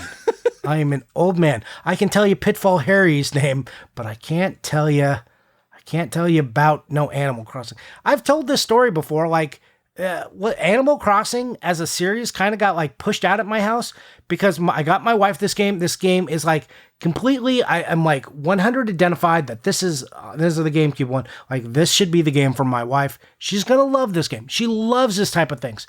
She didn't play for a couple days. She came back. The villagers were mean to her and there was a cockroach in her house and it was fucking over. It's just over after that. She was like, I'm not into this. She's like, I'm not playing video games for people to be like bullies to me digitally. I'm just not doing that. And I'm like, yeah, I get that. They'll get over it in like one day. I understand that, but that was too much. Like they broke the connection my wife was building with them. Anyways, you can go get this kind of stuff. Real basics. There you go. Real obvious. I just wanted to throw out a couple of those. Those are super easy mode gifts. And now, Tyler, let's go to the fun part of the show. Whoa. These are gifts that you get for someone else or for yourself. If you. Oh no! This. sorry to explain my show notes now that we're like 70% of the way through the show. These were just a list of jokes that we were allowed to sprinkle throughout the episode, but haven't yet. We sprinkled some of them. We did sprinkle some of them. You could get a cameo from Pat the NES Punk for $39, guys. Definitely. If you don't know, a cameo is like a 30-second video that you can order from celebrities. And Pat the NES Punk is on Cameo. Yeah. Hey, are you young and you like Fortnite? Hey, you could get them, and you like Magic cards? You could get the Fortnite Secret Lair from Magic the Gathering. Yeah? No? Yeah, it's a weird choice. I don't understand why they did a collab with these two projects. Just reaching out for anything. Don't do this. Tyler, what else? What do you got? I know your favorite. You should do this one. You should talk about letter D here because that is your favorite thing. Oh, Arcade 1-Up. If you're making the list of things for the retro gamer in your life, get them a $400 mini arcade cabinet. I know people actually like these. I don't want to shit on it too much. Love them. But yeah, I've played one in my life and I thought it was awful. So I'm not going to recommend that people get them. But I mean, in terms, oh my fucking, they have a Killer Instinct one. It's $1,000. It's the Pro Series. How much is a fucking Killer Instinct arcade cabinet? What's wrong with people? They remade the Star Wars one, the sit down one. They're just like, I'm sorry. Oh my God, these are like $500-$600 now. Yeah, these are like inflation has come to One-Up Arcade 1-Up. Also, some of them have gotten very collectible, and people are, I don't get it, but hey. All right, so aside from the fact that the controls feel awful, maybe I don't know if they fixed that, but the Street Fighter one I touched, it was like not arcade controls. It was like the cheap knockoff Chinese controls. Like arcade 1-Ups are objectively the wrong size. There would be a correct size of like a tabletop arcade cabinet that you sit on like a counter, and it's got like a full-size screen and the controls, and you don't need to worry about like how high it is off the ground because it just sits on your counter. I literally have one right behind me. I've got this Game Room Classics Taito thing that came out in like 2006. It's perfect. Every arcade 1-up is like you're kind of like hunched over too much. The screen is too low. Like there's no comfortable way to play it. The thing that kills me is that they sell risers for like all the games. It's like, why? You know every game needs a riser. Just build it in. The riser still makes it too short. It's still, but I'm like, look, if every game needs one, then just build it on. So I'm looking at this Pro Series one. I'm not sure if this is full size because they use deceptive camera angles in all their things. It looks close to a full-sized arcade cabinet. I think it's a little bit smaller. But also it's $1,000 It's sold out, by the way. They made 500 and they sold out. They made $500,000 worth of Killer Instinct arcade cabinets. Holy fuck. Anyway, I mean, again, I don't own any of these. I've played one, so I can only shit on it so much, but and if you're happy with it, awesome. Look, if you love yours, awesome. That's sweet. I'm glad you enjoy it. I'm not trying to take your joy away from you. Unless you're buying Etsy stuff. Please tell all the moms and grandmas and wives out there and husbands who are buying for their gamer, stop buying things from Etsy. Yes, there are cool things on Etsy. Yes. But please, no music boxes, no perlers, no custom signs that says Johnny's Arcade Room. None of this stuff. Please stop with the fake bullshit. I don't want it. If it's not licensed, please don't buy it on Etsy. This stuff is all garbage. Like, no one who needs to hear this is going to hear it. Yeah, I hope they do because remember how you said this is a reminder? This is us reminding our viewers to tell their moms, don't go here. Stop. Also, Etsy's a bad idea to buy, like, if you're getting close to the holidays, because if you're buying from an individual seller there who is a crafter and a maker, they get backed up. Orders take a long time. Things happen. I just, unless you're, being really early, I don't recommend Etsy as a gift. There's lots of cool stuff you can buy as gifts, but get in early. Don't try and be the late person. What else you got? I'm sure. No, I got nothing. I'm still on Arcade 1-Up, kind of lamenting. It's no secret. I don't like the Arcade 1-Up quality. I don't like their size. But the licensing, they get all the right fucking games, and I think they do their cabinets right too. Like the design, they've got a Dragon's Lair cabinet, and it looks like a mini Dragon's Lair cabinet. It's got the side art. It's got the right kind of angle on the marquee. It's $550 fucking dollars. They've got a Tron cabinet. It's like that weird trapezoid shape. It's got the glowing arcade stick. It looks fucking awesome. It's $700 and it's too small. Someone looks cares cool. here. Yeah, there is someone at Arcade 1-Up, whoever's making these, and they care. I just think they're making the wrong fucking product because I think it's too fucking small. It's too small or too big. I don't know which one it is, but it's got to go one way or the other. Yeah, they're being in the in between place is even worse. Yeah. All right, I've got some stuff for you. Hey, if you want to be a streamer, you can remember. Here's your streamer stuff. Go buy an ugly tall chair. A racing chair. It's got to have a bucket seat, so when you're taking the turns at 100 miles an hour, it keeps you in the seat. I don't know how these became the industry standard. It makes no sense. I'm like, this is for racing games. What are you doing in this chair? You look uncomfortable. Just go buy a Herman Miller. Why are you spending $700 on one of these? Building in speakers and all kind. They're getting weird. The racing chairs are specifically designed to keep you in place while you're driving a race car. That is what the shape of the chair is meant to do. And as I'm sitting right now, I've got one leg kind of crossed under my other leg and draped over the side, which would not be comfortable in a racing chair. It is counterintuitive. But I have at least one streamer friend who she started streaming and she had to get one of those seats. She's like, I literally will get more views if I look more professional by having one of these stupid chairs. Yeah, it is a requirement.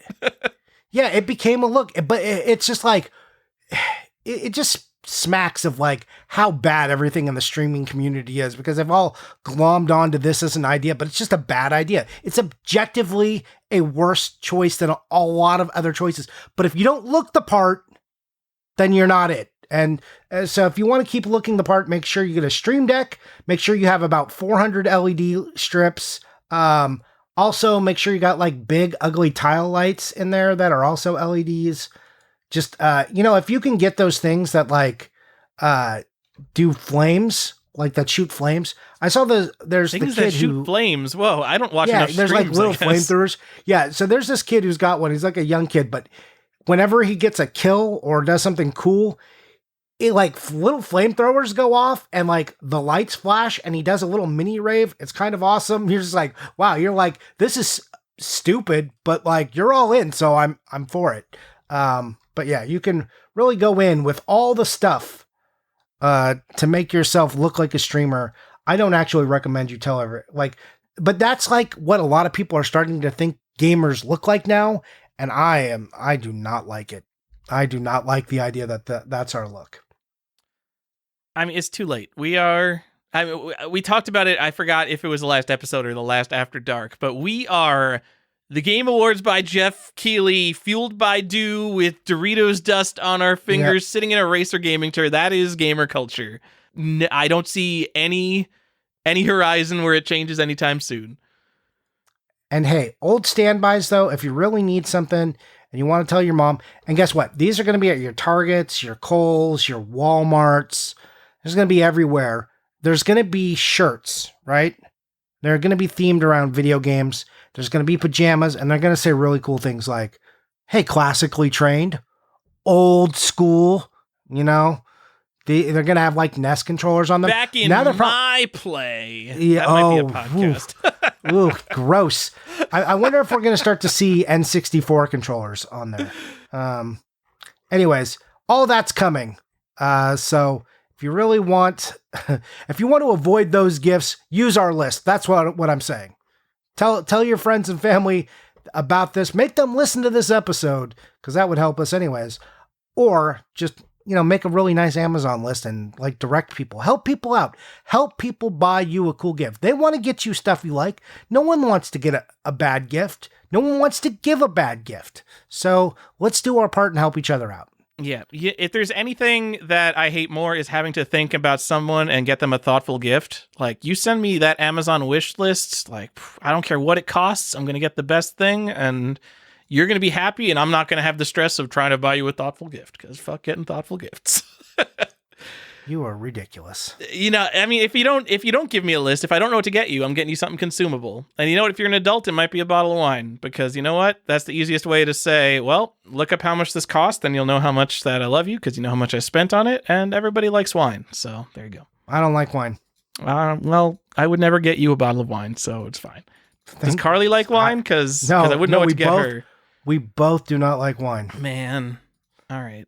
See, but anything else I would get you, like, all right, let's go into the situation. So I have to buy you a gift right now. Pretend like, forget the whole gaming stuff. I'm just going to say I know you as a friend and the video games are extraneous. First thing I'm thinking of, Harry Potter. I got to get them a Harry Potter thing. Do I get them a book? Do I get them an ornament? Or does it not matter? Because fucking if there's a new hot ornament, you would have already bought it, so I can't get you anything. Yep, you're fucked. You're getting a bottle of wine. Yeah.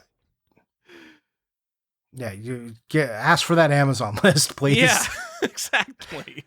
Either that or we'll get the 5th, because people know my wife likes hot chocolate. She really enjoys hot chocolate. So she'll get like the 5th bundle of hot chocolate for the year. It's like, here's 2 mugs and hot chocolate and stale marshmallows. And my wife is like, this is garbage cocoa and we don't need mugs. Please. Please stop giving gifts. I've got a shelf of stuff that my mom gets me like that for Christmas, and it's like, it's from my mom, so I don't want to throw it out. I understand, but first of all, I give everybody permission. You can throw out gifts. You don't have to keep gifts forever. If you get a gift you don't want, and it's like you can't even donate it, that's how bad it is, you can throw it out. You don't need it. You don't have to hold on to it forever. But I do hold on to it forever. I have a shelf of gifts that, like, bad gifts from my grandparents, my mom, Ada's parents. It's just like all the shit we don't want. And it's like, well, hold on to this forever now. Little doily dishes and we have there's a sign that says like, it's a brass sign, like a heavy brass sign that says, welcome to the Choi Wilkin household. So Ada's name is, she kept her last name when we got married. we are not the Choi Wilkin household. I'm Wilkin, she's Choi.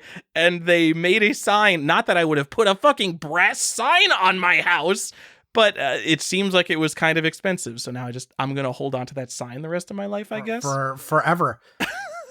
You are that's the worst kind of gift because you are literally stuck with that forever. It is the worst gift I've ever received. That's like an albatross around your neck. You're just stuck. Oh my goodness. That sucks. All right. Let me get your take on cards real quick. You want cards? This is what I like about Christmas. People send out Christmas cards independently, which I think is a fine thing. And like a substitute, if you don't know people that well, you just send them a card and you're like, hey, we know each other and I wanted to think of you on Christmas, so I sent you a card. Still fine. But I definitely don't want cards in my Christmas gifts. I actually never want cards on anything. Serious? Yeah. Oh, but wow. you want a card on your Christmas present? I mean, yeah, kind of. Weird. So, well, not on my Christmas present, because it's kind of like, oh man, it's getting in the way of my instant gratification here. So I'm really bad at like keeping in touch with like college friends and stuff. And so when there are that group of friends that still sends me a card every year for Christmas, it makes me feel so loved, Johnny. So I love getting cards. I just said I'm okay. I said I think sending cards is cool. I think you should do that. Okay. Like send a card. Like what's wrong with putting a card on a gift then? Yeah, no, but I don't want you to put a card on my gift.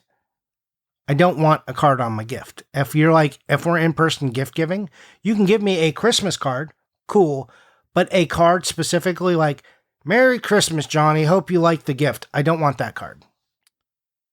And there are some people who are like, oh, it's a card. I can't throw it out. Everybody listening to this podcast, I give you permission to immediately throw out your Christmas cards. Or at the very least, once the season's over, throw them out. Do not put them in a box forever. Yeah. You're allowed to throw out Christmas cards. I found just the other day, going through like a box of old stuff, I found a card from my grandma from like, I don't know, 1997. And I was just like, what? And it wasn't like a special card. It was just when I was in a mindset of like, oh man, they gave me this card. What do I do with it? The correct answer is you look at it, you be thankful about it, and then you throw it away. Like you don't have to do it immediately, but you have permission. Would, but now if I found something from 1997, like, is your grandma dead now? She is. Because like if I found that, I'd be like, oh man, this is a vintage card and it's from my dead grandma, and it's like I would have this moment where like, should I just keep this forever? But the answer is, which I figured out a long time ago, thankfully, no, I don't need this. I could just throw it out. My memories of her will live on forever. Don't need this physical card that, to be honest, she put about 3 minutes of work into it. There's not that much love in this card. The love came from the person. Literally, it doesn't even say anything. It just says, happy birthday, Grandma M. So like, who gives a shit? Yeah. Yeah. So yeah. Also, like birthday cards, you don't need to get, like, if you're buying me a gift, you don't need to throw a birthday. I'm just not a card guy. I'm not into it. I like sending Christmas cards. That's something I usually do. But yeah, I don't like birthday cards. Blech. Johnny, I hope that when you do your Christmas cards, you do the four, like the essay style 4 pages of everything that happened to your family this year. God, I love those. No, like literally it's like, we have like generic Christmas cards, like 4 or 5 different designs, and then we just sign them. Usually my wife might put like something small in it, but I just want you to know on the holiday I thought about you. Yeah, that's it. You don't need to write anything. Just literally give me like a photo printed at Walgreens that just says Merry Christmas on it. It's like, fine. It's like, dude, I got the card. I'm picking up what you're putting down. Yeah, thanks for thinking of me. That's it. All right, Johnny. To move the show on, what's on your personal Christmas list this year? I'm thinking about that retro horror book from Hardcore Gaming 101. Oh yeah, I don't have that one. I think I'm going to put that on my list. I am a little sad that it was paperback though. Whatever. It's not a collectible. I know, but I'm a weirdo. Okay, you know this. I'm just like, I wish they had a collectible edition of this one. I would definitely be buying that. Softcover books objectively better to read than hardcover books. Yes. Fuck hardcover books. What? The reason books have hardcovers, because that's all they did back in 1900. Also, I'm thinking I'll probably just buy the digital version. I think that's something I'm going to buy for myself and just buy like the Kindle version. So you're a monster, but okay, sure. Look, I don't need to keep that physical book around my house. I have enough media here. Those books are pretty thin. Those hardcore gaming books, they're not super long. They're packed with cool info, but they're pretty thin. Okay. Let's see. Want to go... I would have put Garbage Pail Kids on my list, but that's not coming out. Probably not putting a RetroTINK on my list. I'm definitely putting some of these ornaments on my list to make it easy for people. And yeah, I think that's... Also, I think I might put the Sierra Collector's Quest on there. All right. Yeah, it's... So I want you to read that and be inspired to, like... It sounds awesome. Send the message to the world that, like, this book exists. Why has every other niche of this hobby not put together a similar book? It makes me mad. I used to be mad about stamp catalogs because, like, stamp catalogs are insanely detailed, amazing information. This is close to the level of a stamp catalog. If not, I mean, it might be better than the stamp catalog because boxes also have contents in them. So now this is the book that makes me mad at the state of game collecting media in the world.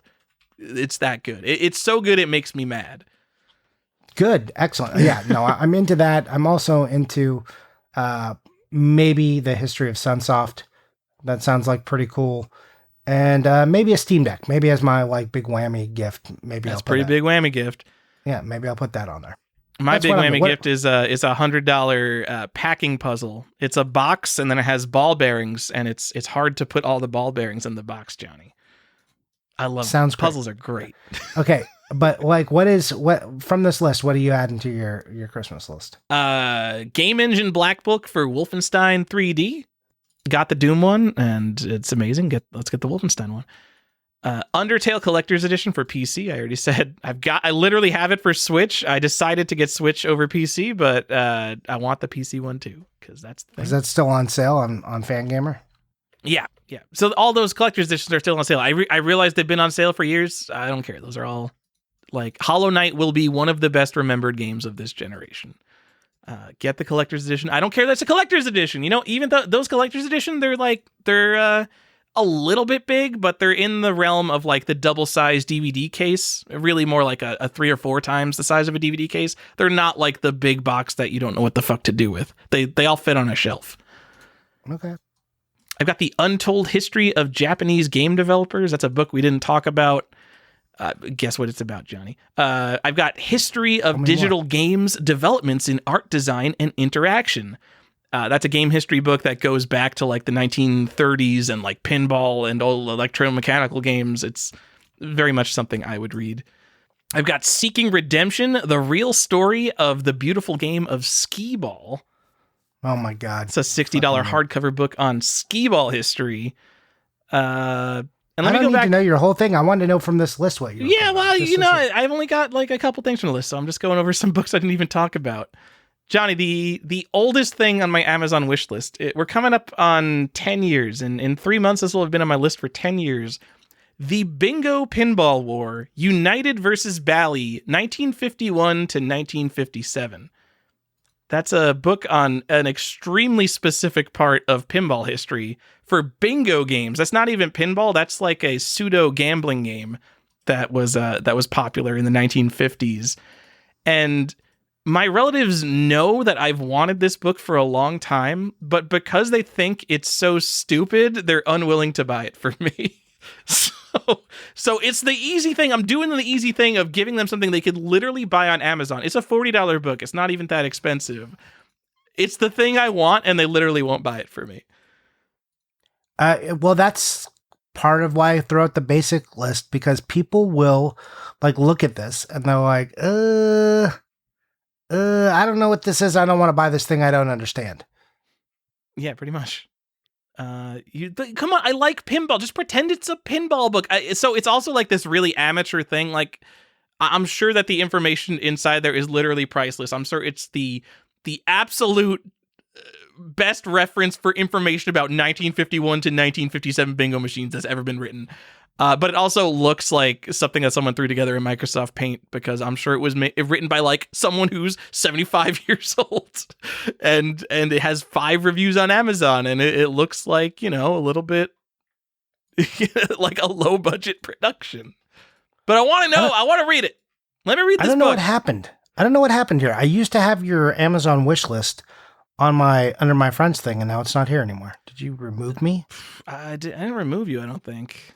I mean, I'll send it back to you, but I mean, there was a point where you could literally just type in someone's name and find their Amazon wish list. I know, and now it's like, not. oh, privacy. Why would we let people see the items you want? Like, were people filling it up with sex toys or something? Like, I don't know. It's a wish list. It's so much more convenient to have it public. Yep, and that makes it a secret if you're buying a gift. Like, sometimes I want to buy people stealth gifts. I think I did that for you one year. I bought you some stealth stuff. Don't get me gifts, man. Don't get me gifts. Stop it. Now I can't send you my list because you're going to get me a gift.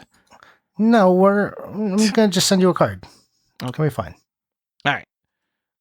Are we moving on to a collector's question here, Johnny? Or do you have more to say about Xmas gifts? No, I just realized the guide to retro horror, there's 3 parts of this fucking thing already.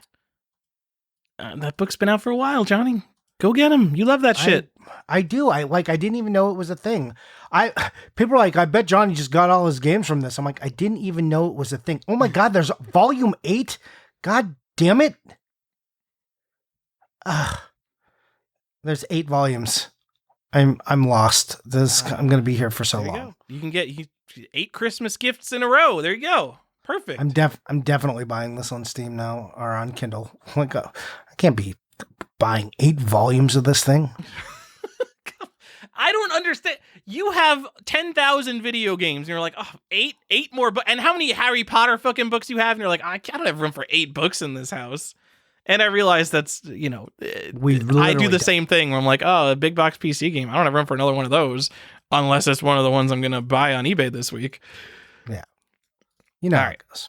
Okay, let's take our collector's question now that we have a bunch of them again. Tiger Wolf asks, do you prefer to use printed checklists, apps, or memory when you're looking for stuff you want, or do you just buy every lot that's not pinned down? I like to use my memory and digital list. Physical lists are for suckers. I haven't used a printed checklist since I was 16 years old. I did have a printed checklist at one point. It was probably every NES game, and then I had a checkbox for cart, insert, instructions, and box. But yeah, that was a long time ago. I've said that I used to walk around with a binder. Yeah, I remember that too. I'd say. I mean, I wish I had a better. I prefer to have a spreadsheet, but my spreadsheet is so out of date. I just need to. I'm in the process of starting it over. Me too. So right now I'm using memory. And then I'm also kind of doing the buy and everything that's not pinned down. So if I even think I might need a game, or I think I might need a variant, or I think I might need an upgrade, I will just buy the game, assuming it's not an expensive game. And a lot of times it'll be like, oh, okay, that was an upgrade. That's fine. And I'm fine having extras of stuff to get rid of. And then I can just combine all the nicest stuff. Like having 2 games and combining all the nicest stuff to make one much better game. It always feels great. So, I mind duplicates a lot less than I used to. So that's why I'm kind of fine doing it with memory now. Okay. What else? Is that it? Benny G asks, what's your go-to just got home from work and want to cook something easy meal? Do you have any amazing recipes? Okay. So, yeah, I get La Palmas green enchilada sauce, and I like chicken tenderloins. And I throw that into a pan, just the chicken first, start to brown it, start to get it cooked through. When it starts to brown, then I throw, and there's just in a skillet, you use a very small amount of oil or a cooking spray. Then I throw the Las Palmas sauce in there, basically covering it. So that's a pretty thick sauce, but what I like to do is turn it up super high. You don't want to do it so much that the sauce breaks, but I'm reducing it down now. So then as the chicken finishes cooking in the sauce, what will happen is the sauce will reduce down onto the chicken. People will say use an Instapot for this, but it does not come out as good. It is never as good. And this only takes 30 minutes. Literally just had some Instant Pot chicken tonight, Johnny. It was great. Did you? Yeah. Instapot chicken's fine, but this, I'm telling you that this is just a better method of doing it. And you start to reduce that down until it gets sticky. And then you steam some vegetables real quick, and you got yourself a meal. You can eat it just, on the plate, or you can throw it in a taco shell, and it's great. Yeah, you can throw cheese on if you want, or you can cut up onion, or you can just literally, you can also just if you super pressed, you can make some quick rice, throw it over some rice, Mexican rice, white rice, whatever have you. I like it personally in a little flour tortilla. Sounds great. Sounds like a little bit of work. This is it really isn't. Because you once you start cooking the chicken, and if you buy the tenderloins, you don't even need to cut them up if you don't want to. You can literally just throw them in there, or if you have chicken cutlets that are already, just pour the sauce in there, and then you can kind of walk away, stir it every couple of minutes. You can sit there and watch YouTube videos. It's great. You gave a recipe to make the sauce, right? No, it's literally a sauce out of a can. You just bought sauce? All right, never mind. Yeah, for some reason I thought you were making sauce. You buy a 99-cent can of sauce and dump it on top of it. You're good. All right, my 10-minute thing is just some fresh salmon, just 5 minutes on each side in a cast iron pan, and either roast up some Brussels sprouts or get some asparagus, serve it over rice. Ada's thing is she makes eggplant paninis, get a little pesto on there, a little avocado, a little salt and pepper. It's nice. That's it. People don't need to hear all about my lazy food recipes, but those are the two. I would my wife and I are talking about getting an air fryer. I don't know if you're an air fryer person or not. People keep telling me they're great, and then it's just one big gadget. I don't want another gadget in the kitchen. I don't understand. People claim they're different than ovens, and then I also watch science YouTube channels, and they're air fryers are literally the fucking same as an oven. What are you doing? Really? Is it the same as an oven? They're oh, it gets it so much. I don't understand this, because they're oh, all your shit is crispier. Whatever. And with an eggplant, I would love to do a quick breading on a little piece of eggplant and then fry it up and then have a quick eggplant sandwich. That sounds delicious. Johnny, I've got the perfect stupid gadget for you. Also, I'm with you. I hate kitchen gadgets. I don't want all this shit on my counter. I don't want to store all this shit in my in my cabinets. I think they make an air fryer top for your Instant Pot bottom. Interesting. All right. So it's a lid that makes it into an air fryer. That sounds I don't even understand how the fuck that works, but sure, go get that. All right, I'm gonna look. The worst thing that's gonna happen is I'm gonna spend $100. It's gonna be trash, and I'm gonna throw it away. We have lost all our listeners. All right. What are you buying? What are you playing? I don't know. What are you buying? What are you playing? I don't even. Go ahead. Tell me what you bought. All right. I'm well, in the playing sense, I'm 50 hours into my Divinity Original Sin 2, my second run here with Ada. The average playtime on Good Old Games is 70 hours, and here I'm at 50 hours, have not left the starting area. Also, I've been playing, I complained last After Dark about there's no structured way to play through game history that's easy. That's not 1,001 games to play before you die. Here they all are. So I've been playing some old platform games, just thinking about putting together something like what I was talking about. Here's just, if you don't want to think and you just want someone to tell you what to play for games that matter, and I realize I'm one guy, one opinion, but here, play Space Panic, play Miner 2049er, play Mario Bros. These are the games that matter. Here are some objectives for you to get in those games. Maybe that will be fun for someone. Gonna see if we turn that into a website. That's exciting. Probably sometime in the future. Johnny, what am I buying? Nothing anyone's gonna be excited about. The most exciting thing, maybe kind of the holy grail of sealed games for any sealed game ever. I got a very early print of The Legend of Zelda for Famicom Disk System. So. Oof. The early prints of that game have yellow disk system text, and the later prints have white disk system text on the front of the box. But Famicom disk system cases are clear, so you can see the inserts through the case, and there is a green insert for the early prints, which has a later date code than the white insert. So I got a sealed Zelda with a white insert, which more or less is the earliest known sealed copy of Zelda. I think if you found one without any inserts, that would be the earliest print, but I've never seen one of those that exists. So, whatever, just the earliest sealed copy of Zelda known to exist sealed. No big deal. Not even close to the most expensive game I've ever bought. Yeah, I'm very excited. I don't people aren't interested. Like the crossover between import collectors and sealed collectors is very small. So I don't think a lot of people will be excited about that, but I'm pretty excited about that. That's pretty exciting. I think that's cool. You know what, Johnny? I'll give you one more just because I'm talking about sealed games. I bought a small box Doom 3 sealed for $8.99. $8.99. So that's pretty good. Yep. Yeah, I've not really bought anything, Tyler. It's kind of sad. Johnny. We're recording 1 week after our last episode. Last episode, you had like a laundry list. I know. I bought that. Well, that's why I haven't bought anything, because I bought so much shit. It was crazy how much stuff I bought. But I did buy a thing on the show last night. Maybe it was in the After Dark or last time we did the show.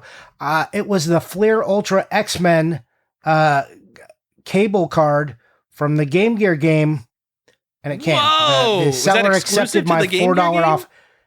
Yeah, so there's 5 cards that come with that Game Gear game. I only had 4. I was missing the cable, and it came up. It was $3 opening bid or best offer, and I put in a $4 offer, and the seller accepted. Woo! Wow. Okay, so these cards, did all 5 cards come with the game, or you got one per thing? No, all 5. Yeah, all right. I had these as a kid because I had that game. I'm looking at them now. Yep. Huh. I doubt it, but these could be sitting in a box in my house somewhere. Huh. So, and they will look just like the Fleer Ultra cards because X-Men had a series in 1994, and they did a couple of series of these. They look just like the regular card, except on the back it says Game Gear. Oh, yeah, okay, I see that. Neat. So happy I don't collect Game Gear. I see a set that sold for $80 at some point. I know. Man, did I tell you I bought Poe and Moreau? That's cool. An FMV game. Woo! What'd you buy? Poe and Monroe. Oh, is that like a new game? It's a new Dark Knights with Poe and Monroe. It's like, I think I did talk about this. It's as if the X-Files was a podcast instead of FBI agents. So what's going on? Yeah, all right. Yeah, sure. Go watch a video of this. It's amazing. It's a dumb FMV game. It was limited to 1,500. It's vaguely supernatural. You know me and the Halloween stuff. That's where I'm at. Anyways, all right, that's it. That's all I got. And what have I been playing? I've been playing Modern Warfare 2, Tyler, because I'm a degenerate. Oh, wow. Yeah, that was like the best game from 2012. Yeah, and it's just like the 2012 maps. My biggest problem with this is all the maps kind of feel the same. I don't have a snow map breaking up anything. The terrain, the maps aren't that interesting. The game is fine. People are going to tell you all these things are broken.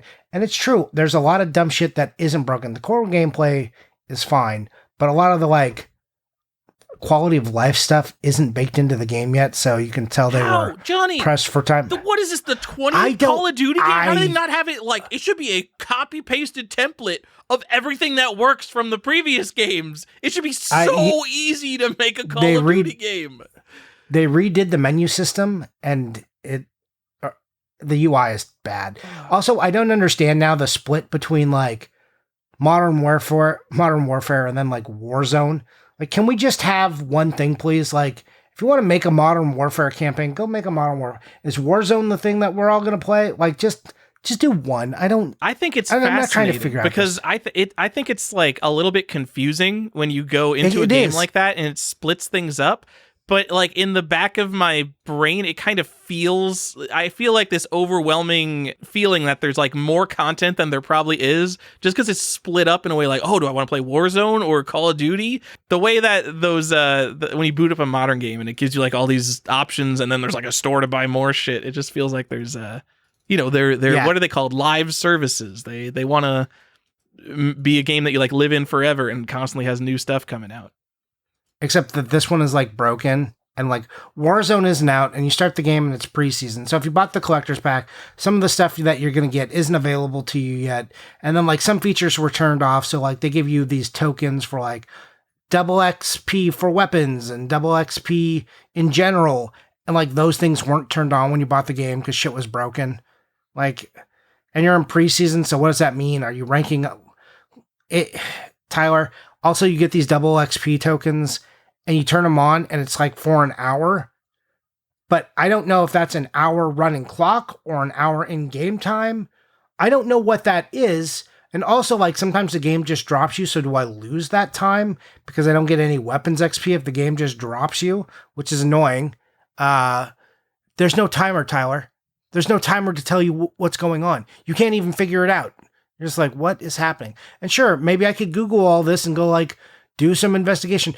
But it's a fucking Call of Duty that they've made 45 of. I shouldn't have to. This is basic. Game is fine. It's fun. It's good enough to give me my Call of Duty fix, but I would love a wider variety of maps. Also, if you're calling it Modern Warfare 2, throw in one of the original Modern Warfare 2 maps just as like a, hey, remember when, kids? Johnny, you're not going to buy the Modern Warfare 2 Classic Map Pack for $8.99 coming February 2023? I totally made that up, but it's probably going to happen, right? Yeah, probably. But like, throw one in there. Wet my whistle. Like, throw Scrapyard in there or something. Just give me something. But this was like, yeah. Yep. All right. Well, they got your $60. More likely, they probably got your $80. They did, and I blame Strange on our Discord because he was like, "Yeah, it's like pretty good. Come check it out." And I'm like, "All right, cool." And they're like, "Maybe one of these people on our Discord will actually play with me." Strange never hit me up, and he didn't even friend me on Xbox. No one's playing games with me. And you know what? Man. When the next one comes out, you're gonna be like, "All right, another call. Let's see what's going on," and you're gonna spend another $80. Yeah. Meanwhile, I'm pretty out on modern games. There's one game that I've been the most excited for, literally Sonic Frontiers. And part of the reason I'm excited for it is because I think it looks a little bit like trash. And it got good reviews. So I think it got like except on the Switch. Reviews. Except on the Switch. They said play it on any other system. We're living in 2022. It runs at 720p, 30 frames a second. What the fuck? Yeah, I'll get it on Steam. But you know, it's the game I'm most excited for, but I'm like gonna wait till it's like $30. It's the one game. This guy, you know what, Johnny? I'm living in this world of unlimited games to play. I'm playing Ultima 5, and I'm playing Divinity Original Sin 2, which has hundreds of hours of content for me to still explore.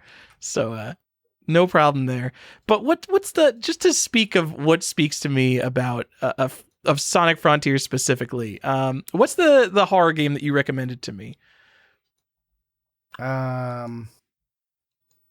It's not out yet, so you didn't really recommend it. But oh god, I wrote out the Callisto Protocol. Yeah, that game, it's one of those games where it just looks like, oh, fuck, they spent so much money on this. It's such like this crafted experience. It's going to be narrative based. It's going to be spooky. It's going to have crazy good graphics. It looks like so much design and money was put into it and to make this like modern narrative product. And like that just doesn't appeal to me very much. Like I'm not in the mood for stuff like that right now.